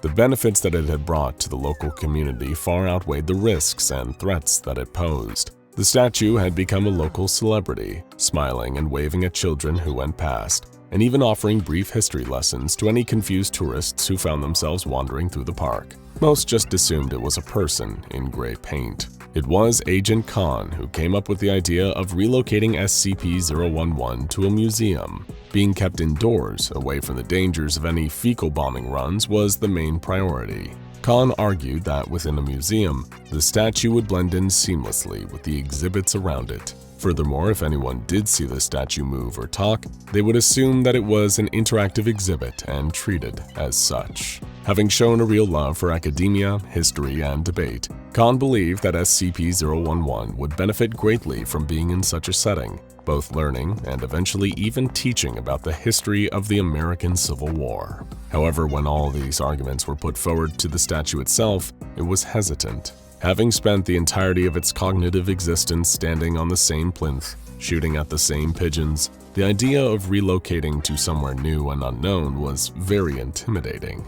Even with the soldier's mindset, SCP-011 was still feeling incredibly nervous about the idea of moving house. Agent Khan and SCP-011 found themselves locked in a stalemate. Try as she might, convincing the SCP to leave its current home was like talking to a brick wall, or rather, a stone wall. The pair of them ended up dropping the conversation for a couple years, focused instead on psychiatric evaluations and history lessons for the SCP. In 2002, the Foundation officially declared that SCP-011 had achieved sentience with a great enough level of self-awareness to pass as a normal human being, aside from the fact that it was composed entirely of stone. For 2 years, Agent Khan talked to SCP-011 every day on the park bench. The slats on the bench had to be replaced several times as the weight of the statue broke through them, snapping them clean in half on several occasions. During this period, the pair of them built up a rapport rarely seen between humans and SCPs.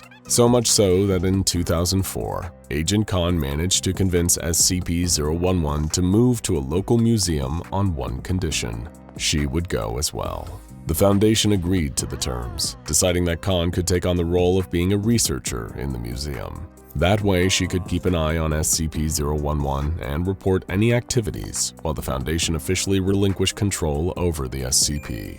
What happened next was perhaps rather predictable, or at least it would be predictable to anyone who had worked with Agent Khan and SCP-011 during that time in Vermont. As the pair of them moved into their new lives at the museum, romantic feelings blossomed between them. Seeing as SCP-011 is officially outside of the SCP Foundation's jurisdiction, there has been no official inquiry into the nature and practicalities of the relationship between the woman and the statue. But from the reports that make their way to the Foundation every 3 months, it is clear that both are very much enjoying the privacy of their new arrangement. Roger Pascal closed his eyes, imagining the barrel raising higher and higher until it was pointed squarely at his face. He had been told by his bosses not to ask questions about the origins of the statue that had suddenly appeared in the Civil War section. Even when he saw the statue's eyes moving, he'd kept his mouth shut. That was until he was doing his security rounds that night and heard those booming footsteps leading him behind one of the displays. He had rushed over in a panic. Peering around the corner, he had been shocked to see Miss Khan, one of the researchers here, and the Civil War statue engaged in a passionate kiss. He had turned and bolted as fast as he could until he ended up here, terrified on the floor as he imagined the musket being leveled at him. But then a second pair of footsteps joined the group, and a woman's laugh filled the room. Opening his eyes, the security guard saw the pair of them, the statue and the researcher standing in the doorway, laughing about the whole situation. The musket was slung over the man's shoulder as he offered a cold, stony hand down to the security guard to help him up. Ironically, there was something about the statue's smile that softened Roger's stony heart as he was hauled to his feet. I have so many questions. Agent Lane's eyes scanned over the document he'd been sent. The decryption program had finished unraveling the sensitive data that the SCP Foundation's cybersecurity kept hidden beneath layers of encryption. It had been a few hours since he'd received the leaked document, sent to him from a mole that had been active within the ranks of Foundation personnel for some time. And as for what was on this secret document, it was an intake list, the records and names of everyone recently brought into D-Class. Lane scoured the rows upon rows of inmates, violent criminals, the worst of the worst that the Foundation used as human lab rats. Then his eyes settled over one name, the exact one he'd been looking for. The true identity of a man codenamed the Hatchet, a mass murderer responsible for coordinating multiple acts of international terrorism. But to Agent Lane, this man wasn't a threat to be feared. He was a bait in a trap for something far worse. The Global Occult Coalition had long been the face of officially sanctioned legitimacy in the fight against the anomalous. While the SCP Foundation operated in a more clandestine fashion, the GOC was operated by and acted under the authority of the United Nations. They were mandated with policing the paranormal world, a role nobody in the GOC took lightly. Their ultimate goal was a world rid of all anomalies. While the Foundation opted for containment, the Coalition preferred extermination. But despite this fundamental difference in their operational structures, the two organizations maintained a fragile alliance, which is why Agent Lane needed bait in order for his plan to work. The objective was simple: kill SCP-096, also known as the Shy Guy, an anomalous entity with a long, disproportionate human body that could use impossible speeds to kill anyone that looked at its face, even through an image. That was what worried the GOC. It seemed all too easy for SCP-096 to be used as a weapon, especially for assassinations. It wouldn't take much for the Foundation to mail a photo of SCP-096 to anyone, say a politician who opposed them or the head of another group of interest. Then all they'd have to do is sit back and wait as SCP-096 dispatched its unwitting target, along with any witnesses that happened to see it appear. So the Coalition had decided it was time to take the Shy Guy off the board before anyone got any unsavory ideas. But there was still one issue with that. Given the GOC and SCP Foundation's rocky relationship, Agent Lane had been instructed to leave no trace of the Coalition's involvement. He needed someone else to be responsible for the actual elimination of SCP-096, so that the GOC could deny any and all involvement. That's when he'd gotten the idea. Who better to call on for a covert, strictly off-the-books mission? Only one of the world's most elite special forces units, with no affiliation to the GOC whatsoever, Delta Force. Engineering a scenario where Lane could get the Deltas to take out SCP-096 was going to be tricky. He couldn't give them a direct order to kill the creature. That could too easily lead back to the GOC. So the mastermind behind this mission needed to think outside of the box. How could he get the attention of Delta Force? Well, by offering up one of the world's most wanted terrorists. After all, Delta Force was renowned for undertaking missions that involved counterterrorism, as well as the securing and sometimes elimination of high-value targets. And that was where the hatchet came into plan.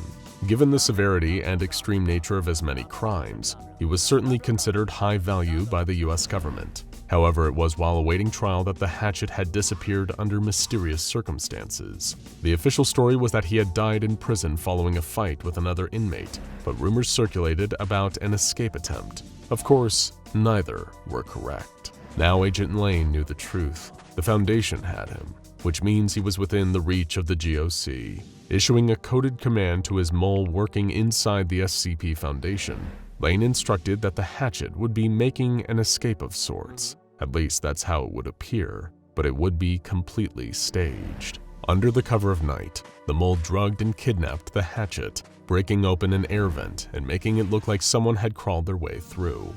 Nobody had, and instead the hatchet was carried unconscious to a Foundation vehicle the mole had hotwired. If he drove off in his own car, the Foundation would be able to trace the escape back to him, and then the GOC. Bundling the terrorist into the trunk, the mole drove several miles away from the Foundation site to an extraction point where Agent Lane was waiting. "So he's how you're gonna lure out the Delta Force," the mole said as he and Lane lifted the hatchet aboard the chopper. "But how are you going to get SCP-096 to come out too? Foundation keeps it crying in that cell." "They can't stop it getting out when someone sees it though, right?" Lane replied. "Yeah, it moves way too fast," the mole confirmed. "All someone has to do is look at it, and it can get out even when they look at a picture of it." The agent finished his sentence. "Oh," the mole gasped, realization spreading across his face. "Our friend the hatchet here isn't just bait to lure out Delta Force," Agent Lane explained. "He's bait for both. SCP-096 and Delta will both be coming after him.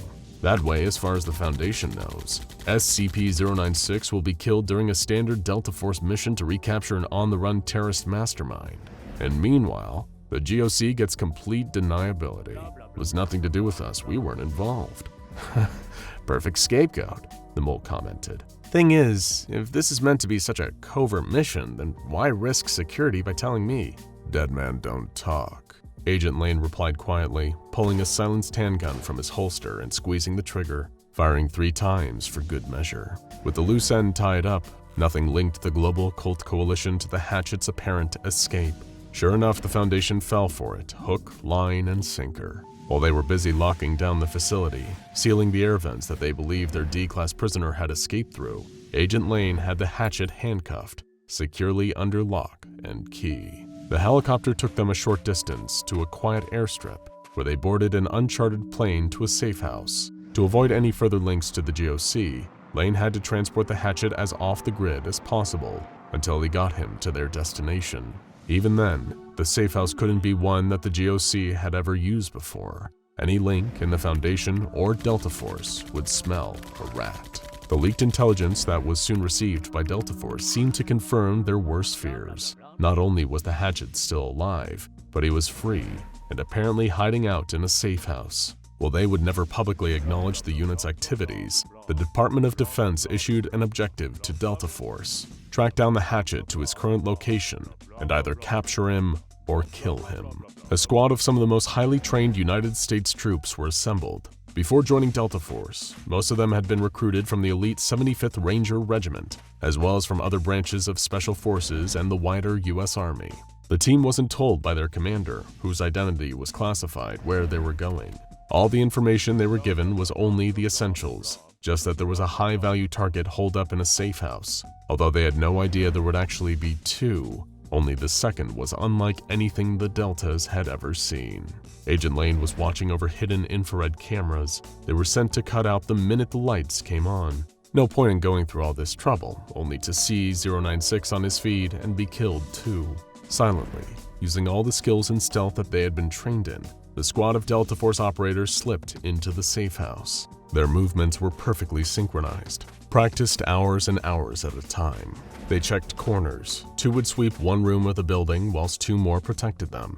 and none of them would move on until they confirmed that the area was clear. Floor by floor, they worked their way up the building, ascending closer and closer to where the hatchet was. The operators were fully expecting to meet armed resistance from the hatchet's loyalists when they arrived. The fact that the place was so quiet didn't seem right. In fact, none of the lights were on either. The Delta Force unit needed to wear night vision just to navigate their way around. Despite it seeming suspicious, none of them could have guessed it was intentional. Agent Lane had set everything up to work perfectly. Arriving at one room, the Special Forces troops could hear the sound of someone behind the door. Their voice was muffled, like something was obscuring their mouth and preventing them from speaking. This was it. The team lined up against the nearest wall and placed an explosive charge on the door. With a mighty explosion, the entrance burst wide open, and the team filed in, weapons trained on the room's sole occupant. They could see through the hazy green of their goggles a figure sat in a chair. No, restrained to a chair, with something in front of him. It looked like a frame, a photograph in a frame. Who sits in front of a photo in the dark? Suddenly, the lights came up, causing the operator's night vision goggles to beam bright white straight into their eyes. The second the lights came on, the camera's Agent Lane was watching through cut off, and he purged the hard drive they were connected to, leaving no recording, no evidence of the situation he'd engineered. Meanwhile, as the room was illuminated, the first of the Delta Force team to take off his goggles saw who it was tied to the chair. It was the hatchet, bound by his wrists and ankles, eyes pried open, so he couldn't look away from the framed photo in front of him. A photo of SCP-096. Suddenly, within the blink of an eye, the tall, slender creature had appeared in the room with the captive terrorist. The Deltas, removing their goggles, turned in horror to see 096 slaughtering their target. And the moment they looked at it, the wailing Shy Guy started bearing down on them, too.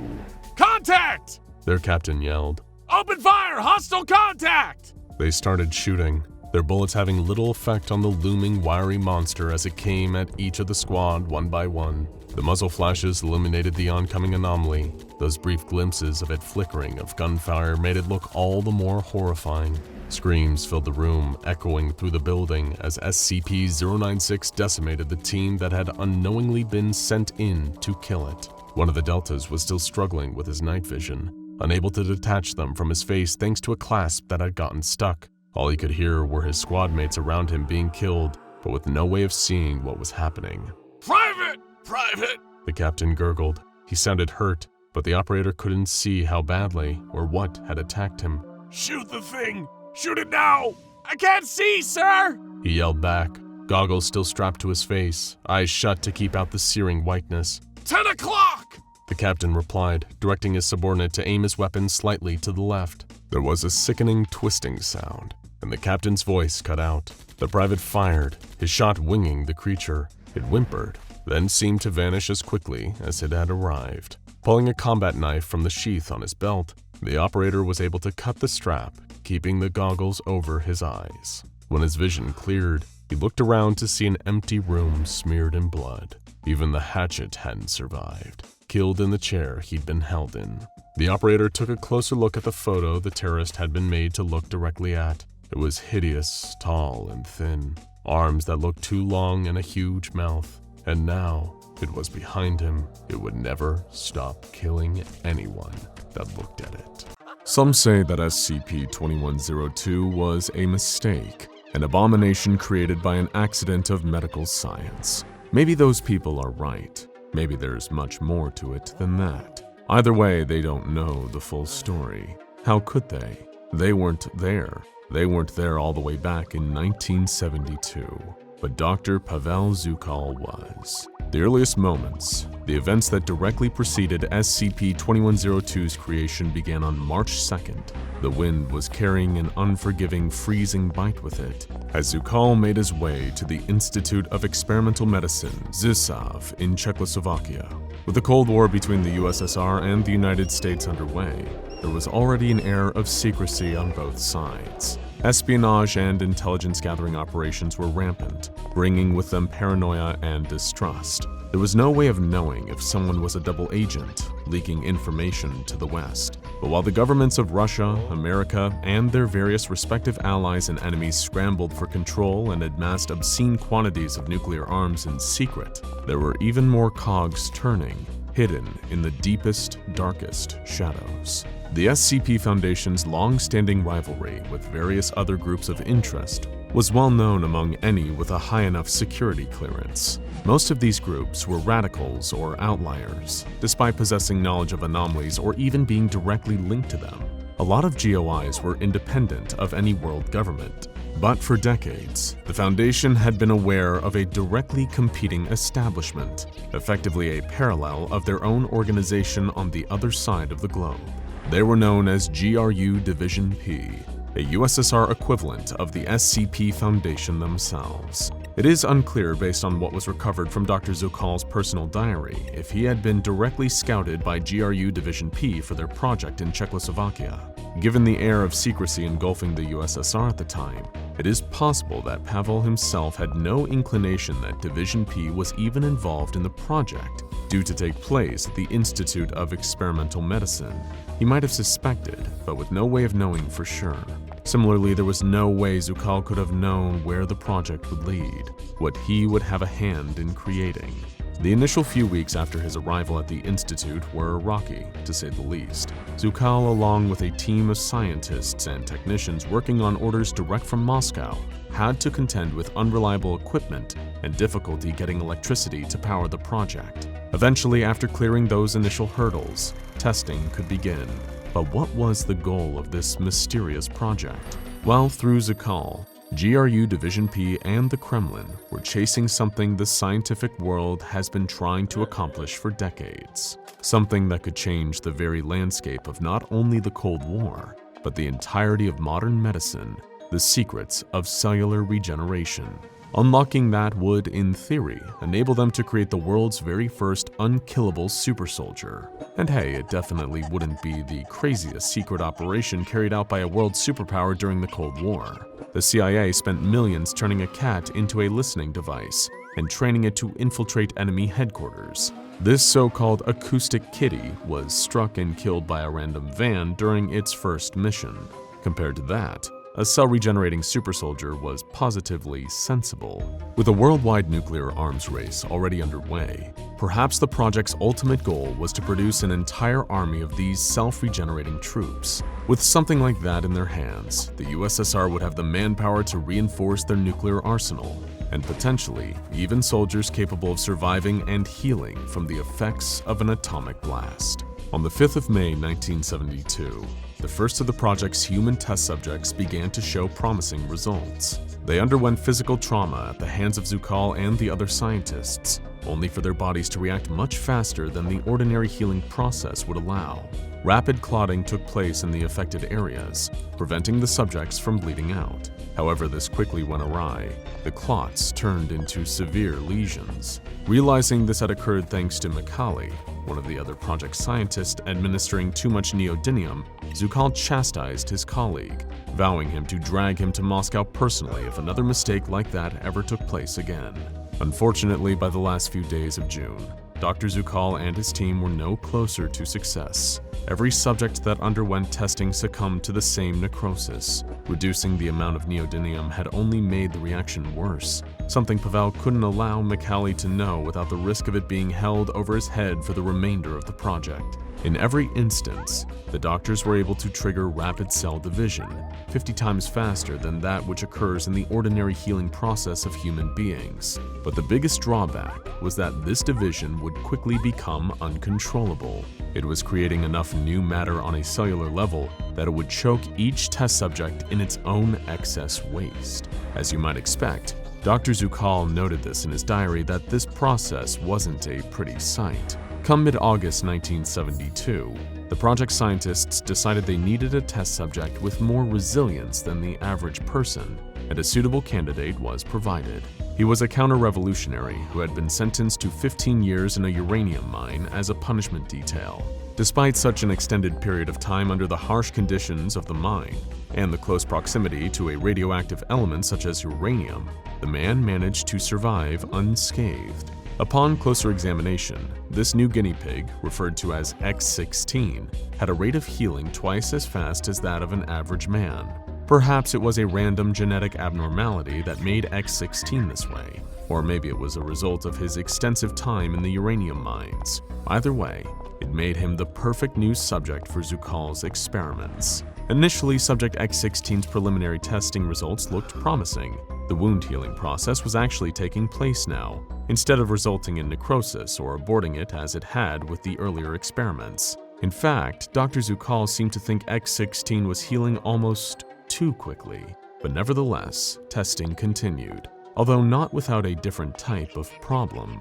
The questionable morality of what they were doing began to set in for Pavel, causing him nights of endless tossing and turning, unable to sleep as he reflected on what he'd done.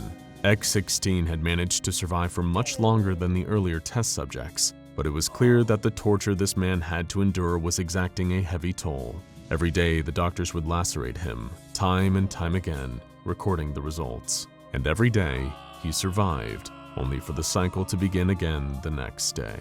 For his own part, Zukhal was conflicted. On the one hand, the results of the testing were proving successful, lasting far longer and working far more effectively than they had in the past, and yet on the other, it came at the cost of one man's continued suffering. To make matters worse, Pavel had no way of voicing his concerns to any of his team. Any questioning of his orders or the project's methods would have been viewed by GRU Division P and the KGB as sedition and treason, earning the good doctor a one-way ticket to a gulag, or, if he was lucky, a clean shot to the back of the head from an agent's pistol. Often morality is sacrificed for the greater good, in the pursuit of the advancement of science or a nation's goals. But now that the project was showing results with X16, now that it was real, what they were doing still weighed heavily on Dr. Zukhal's conscience. Then, on October 15, 1972, the final piece of the puzzle seemed to become clear. By introducing the correct amount of stabilizing agent into the serum they had concocted, Zukhal and his team had perfected the composition. Upon administering this newly completed version of the solution, the doctor noted in his diary that Subject X16 was responding well. At least, medically, the subject was responding well. It was clear that the continuous experimentation he had been subjected to was causing uncooperative behavior in X16. But so close to the cusp of achieving the project's goals, Dr. Zukhal was quick to cast aside his previous doubts about the ethics of their methods. They were so close to victory, so close to the project being over, that it no longer mattered how cooperative X16 was being. But 2 weeks and 4 days later, just as the project was nearing its end goal, disaster struck.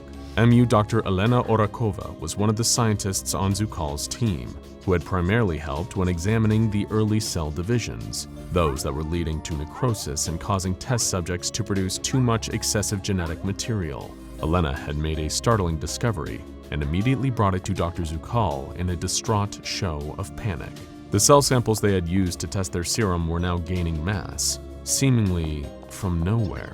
Just like the earlier experiments, the effects were working almost too well, causing an overabundance of cellular regeneration to the point where the cells couldn't stop producing masses of waste genetic material. When Zukhal brought Elena's findings to Drs. Sislard and one Georgy T. Fedinko, the project heads assigned by Division P, they were quick to disregard it as an error, determining to press on with the project to meet their deadline.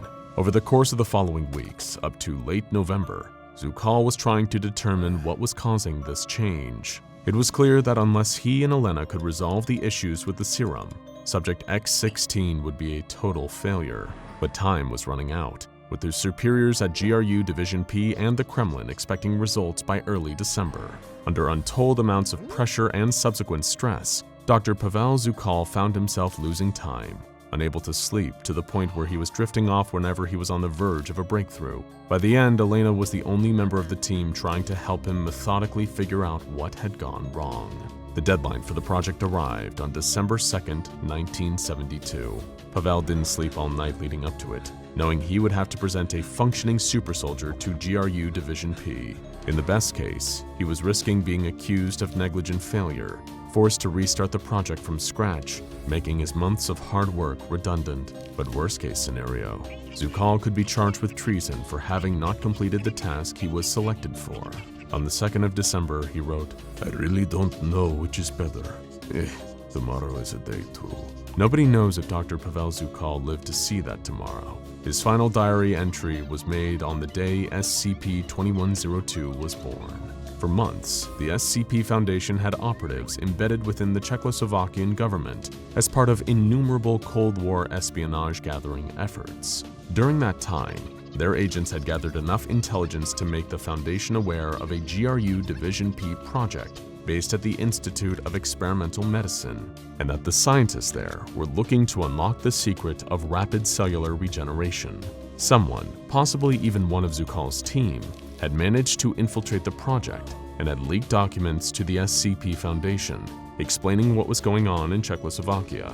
The plan was that the Foundation would move in secret of course, to extract and contain test subject X-16 in January of 1973. That day would never come to fruition though.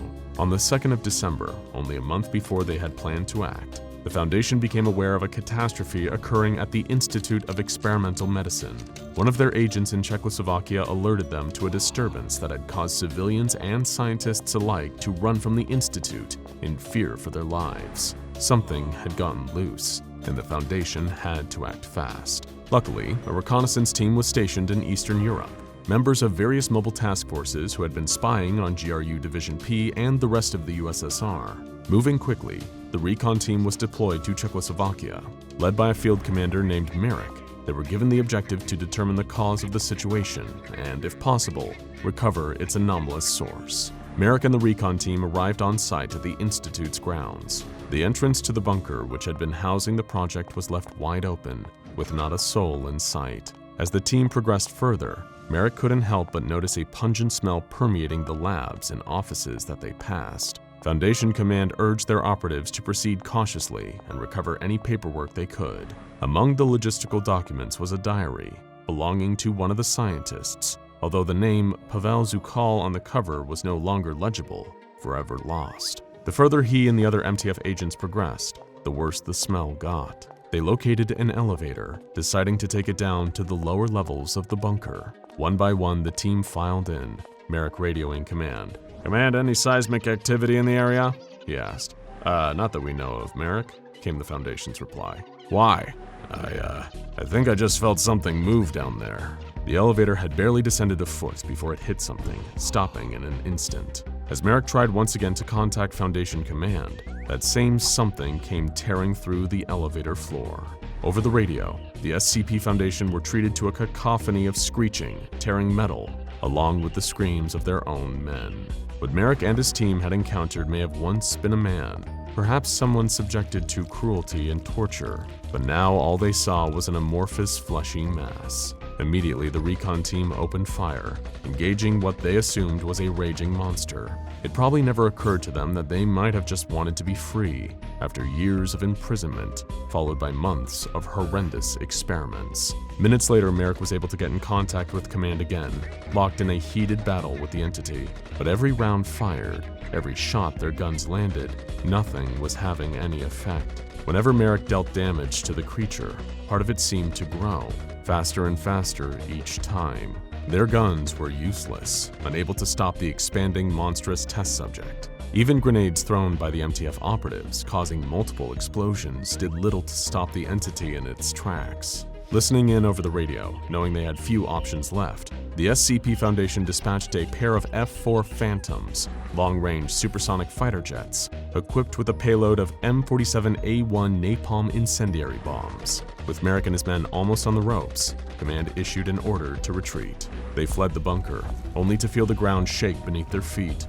The monster had breached the topsoil, still coming after them.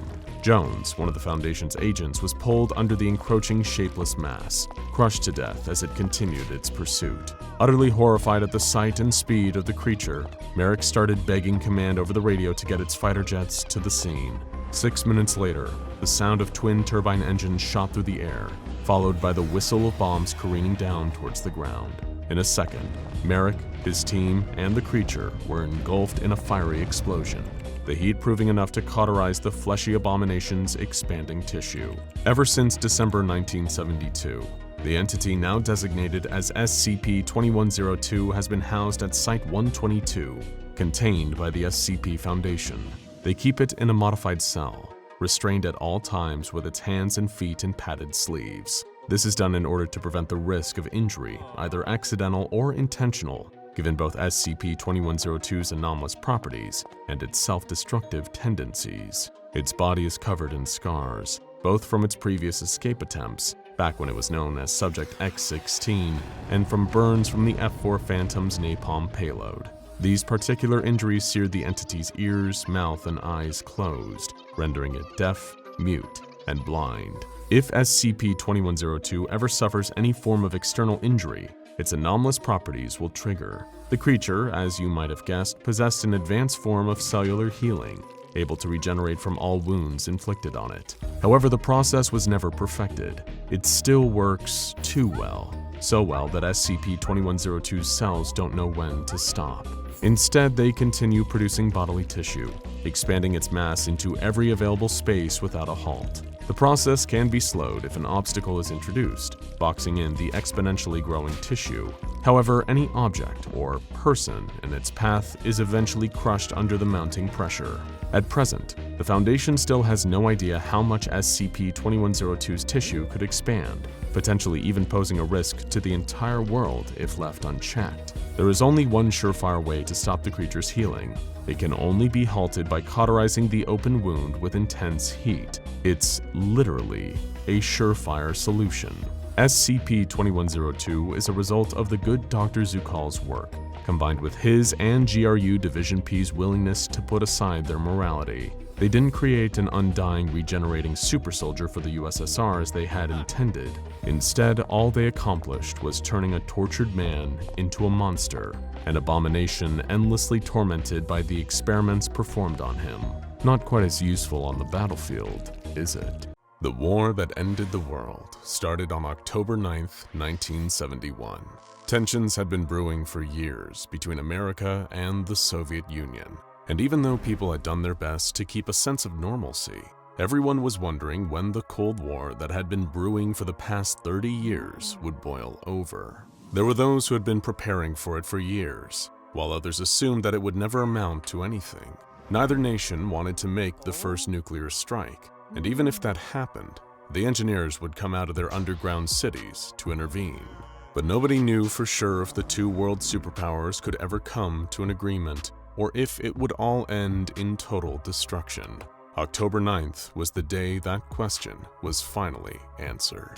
The first American nuclear warhead detonated over the Gulf of Finland, only a few miles away from the city of Leningrad, where people were going about their day blissfully unaware of the destruction that was about to befall them. First came a citywide blackout, as the power grid was bombarded with a huge surge of radiation that caused bulbs to blow and wires to glow like they'd been struck by lightning.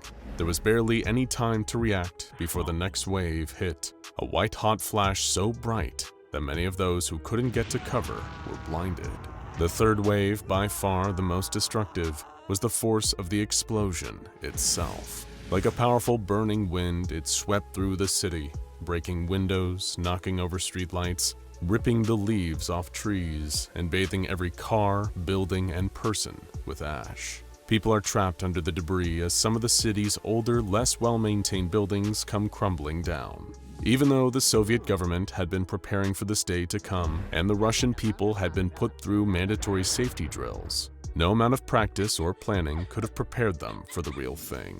The streets erupted into chaos. Cars were crashing into buildings, either because their drivers had been blinded by the light of the distant explosion, or because the initial wave of radiation had shorted their batteries. People nearly trampled each other trying to get to underground shelters, as police and military tried to yell directions over the cacophony.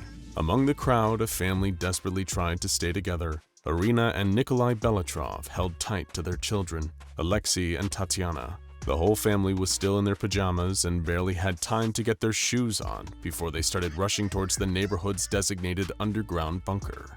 Irina had Tatiana, who was only 2, clutched tight to her chest, and Nikolai tried his best to keep 10-year-old Alexei's eyes shielded as they walked past the dead bodies of people who were once their friends and neighbors. "It will be all right soon, son," Nikolai said, as much as to try and convince himself as his son. "We're going underground, just like in the safety drills." Alexei nodded solemnly and kept his gaze straight ahead. They were almost at the end of the street, when just above the sounds of air raid sirens and screaming people, Alexei heard a familiar voice. "Alexei! Alexei!" The boy looked down to see his teacher, Mr. Petrov, trapped in the wreckage of his car. He must have been driving to work when the bomb struck. "Father, stop!" Alexei yelled, tugging at his father's shirt sleeve. "That's my teacher. We have to help him or he won't make it to the shelter." "The soldiers will help him once everyone else is in," said Nikolai. Alexei didn't listen. He wriggled free of his father's grip and ran to where his teacher lay pinned under the wrecked vehicle. Nikolai was calling after him, and though Irina wanted to wait for Alexei to come back, she was swept up in the tide of people and separated from her husband. Mr. Petrov was crying, thanking Alexei for coming to his aid. As Alexei got closer, he saw there was blood pooling out from under the wreck. It seemed if Mr. Petrov were going to make it out, his legs would likely be badly damaged. Alexei tried to lift the car himself, but even though he was strong for his age, he was still only a child. A soldier who had been helping people into the bomb shelter stopped what he was doing and ran over to Alexei. "Hey kid! The soldier shouted. Leave him alone and go back to your family! You're going to hurt yourself!" Alexei kicked and struggled against the soldier's grip as he was dragged back into the line with his family. "But he's in trouble!" Alexei cried. "It's not your job to save him!" His father scolded as he took his hand and led him down the stairs where they would rejoin his mother and sister. As Alexei and his father descended into the tunnels, Alexei heard a gunshot from the street above. Though he would survive long after that day, he never saw his teacher, Mr. Petrov, again. He never asked his father about what happened. The Belitrov family was reunited in the underground shelter, which had once been an underground train station. Tatiana had started crying, and Nikolai tried desperately to quiet her. Irina hugged her son so tight, he felt she might squeeze the life out of him. They were packed in with a dozen other families, some they knew and others who were strangers. Alexei recognized some of the other children from school, and saw that some were there without their parents. While they were in the station, a soldier addressed the group and explained what would happen next. The train station was to serve as their temporary shelter until the proper negotiations were made with the engineers. As per a treaty that had been written and signed after the Second World War, the engineers had agreed to open the borders of their underground civilization to humans fleeing from a crisis above ground. Once the government had made a decision, the survivors were to be taken deep underground, where they would live until the war was over. Above ground, the Soviet Union began dealing with the fallout of the initial attack. It was clear that America could no longer be dealt with reasonably if they were willing to bomb one of the USSR's biggest cities. Though the bombing had cut communications between Leningrad and Moscow, eventually contact was re-established, and the army was able to radio the Kremlin with a full report on the damage. Leningrad was in ruin, with over a third of the population dead or otherwise too wounded to move underground. Those who had made it underground were receiving treatment from everything from broken bones and blindness to radiation poisoning. In a word, it was chaos. Russian parliament was quick and ruthless in their decision to strike back. On October 12th, Secretary Brezhnev authorized nuclear missiles to be launched at both New York City and Washington, D.C. Millions were killed, and just like in Russia, the survivors retreated underground. America didn't go down without a fight though, and launched another missile attack, this time at Moscow. It wasn't long before both countries' allies were involved in the conflict as well, with missile strikes coming from France, China, North Korea, Germany, and the United Kingdom. Within a month, the surface of the Earth was dangerously irradiated, and any humans who were still living had retreated underground. But though the world had ended, the war had not. Alexei Belitrov and his family struggled to adjust to their new life underground. Though the engineers were intelligent and human-like, their world was so different from the world Alexei had lived in for the first 10 years of his life. He barely ever saw them. The engineers were nocturnal, sleeping while an artificial sun nourished the genetically engineered plants that grew around the city.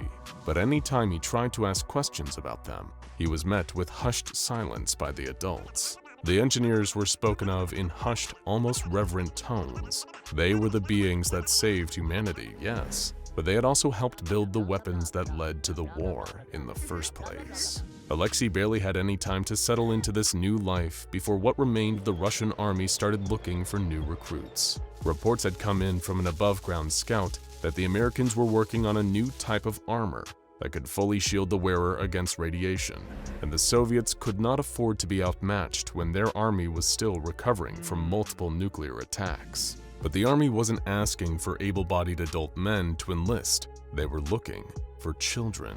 "We can't possibly send our son to war," Irina said. Arguments at the dinner table had become common in the Belitrov family. "He would not be going to war," Nikolai argued. "Not until their new anti-radiation technology is perfected. He won't be ready until he's an adult." "How do you know that what they're making in those labs won't kill him?"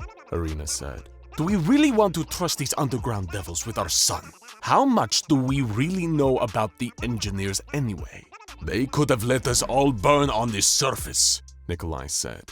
"But they didn't. I think we should trust them." "I want to go," said Alexei. "I should. Some of my friends have already enlisted." Both of his parents were stunned, but it made sense to Alexei. He wanted the war to be over, and he wanted to leave the underground city. But most importantly, he wanted to know if anyone was still alive on the surface. If there was even a sliver of chance that it could be habitable again, he wanted to find out.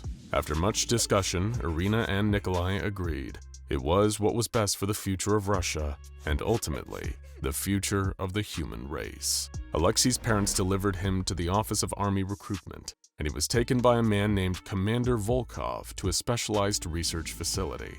This was when Alexei met an engineer for the first time. The engineer was tall and hairy, like a bear walking on its back legs, but with face and hands more like a human's. He was overseeing a group of humans and other engineers as they tinkered with machines that Alexei couldn't even begin to guess the purpose of. "Do not be frightened, Alexei," Commander Volkov said. "They're going to explain the procedure to you before you have to agree to anything." The engineer looked the boy over, then held up a jar containing something that looked like an insect's exoskeleton. It was green, the same shade as the USSR's army uniforms. "This is our new bioorganic armor prototype," the engineer said. "We can only graft it onto you while you are still growing. It must grow with you, starting on your back, then moving to your limbs, then your head." Alexei was frightened by the idea, but didn't want to seem weak. He wanted to make sure his father would be proud of him. He was taken into surgery, where the team of engineers and human doctors grafted the plate of bioorganic armor onto his spine. Once the surgery was over, he was wheeled into a recovery room, where he was fed a simple meal alongside all of his friends and classmates. They had all gone through the same procedure. Over the next 8 years, Alexei and his comrades went through the painful process of growing their exoskeleton. Like the engineer had said, it grew with them, but the growth happened in painful spurts rather than gradually.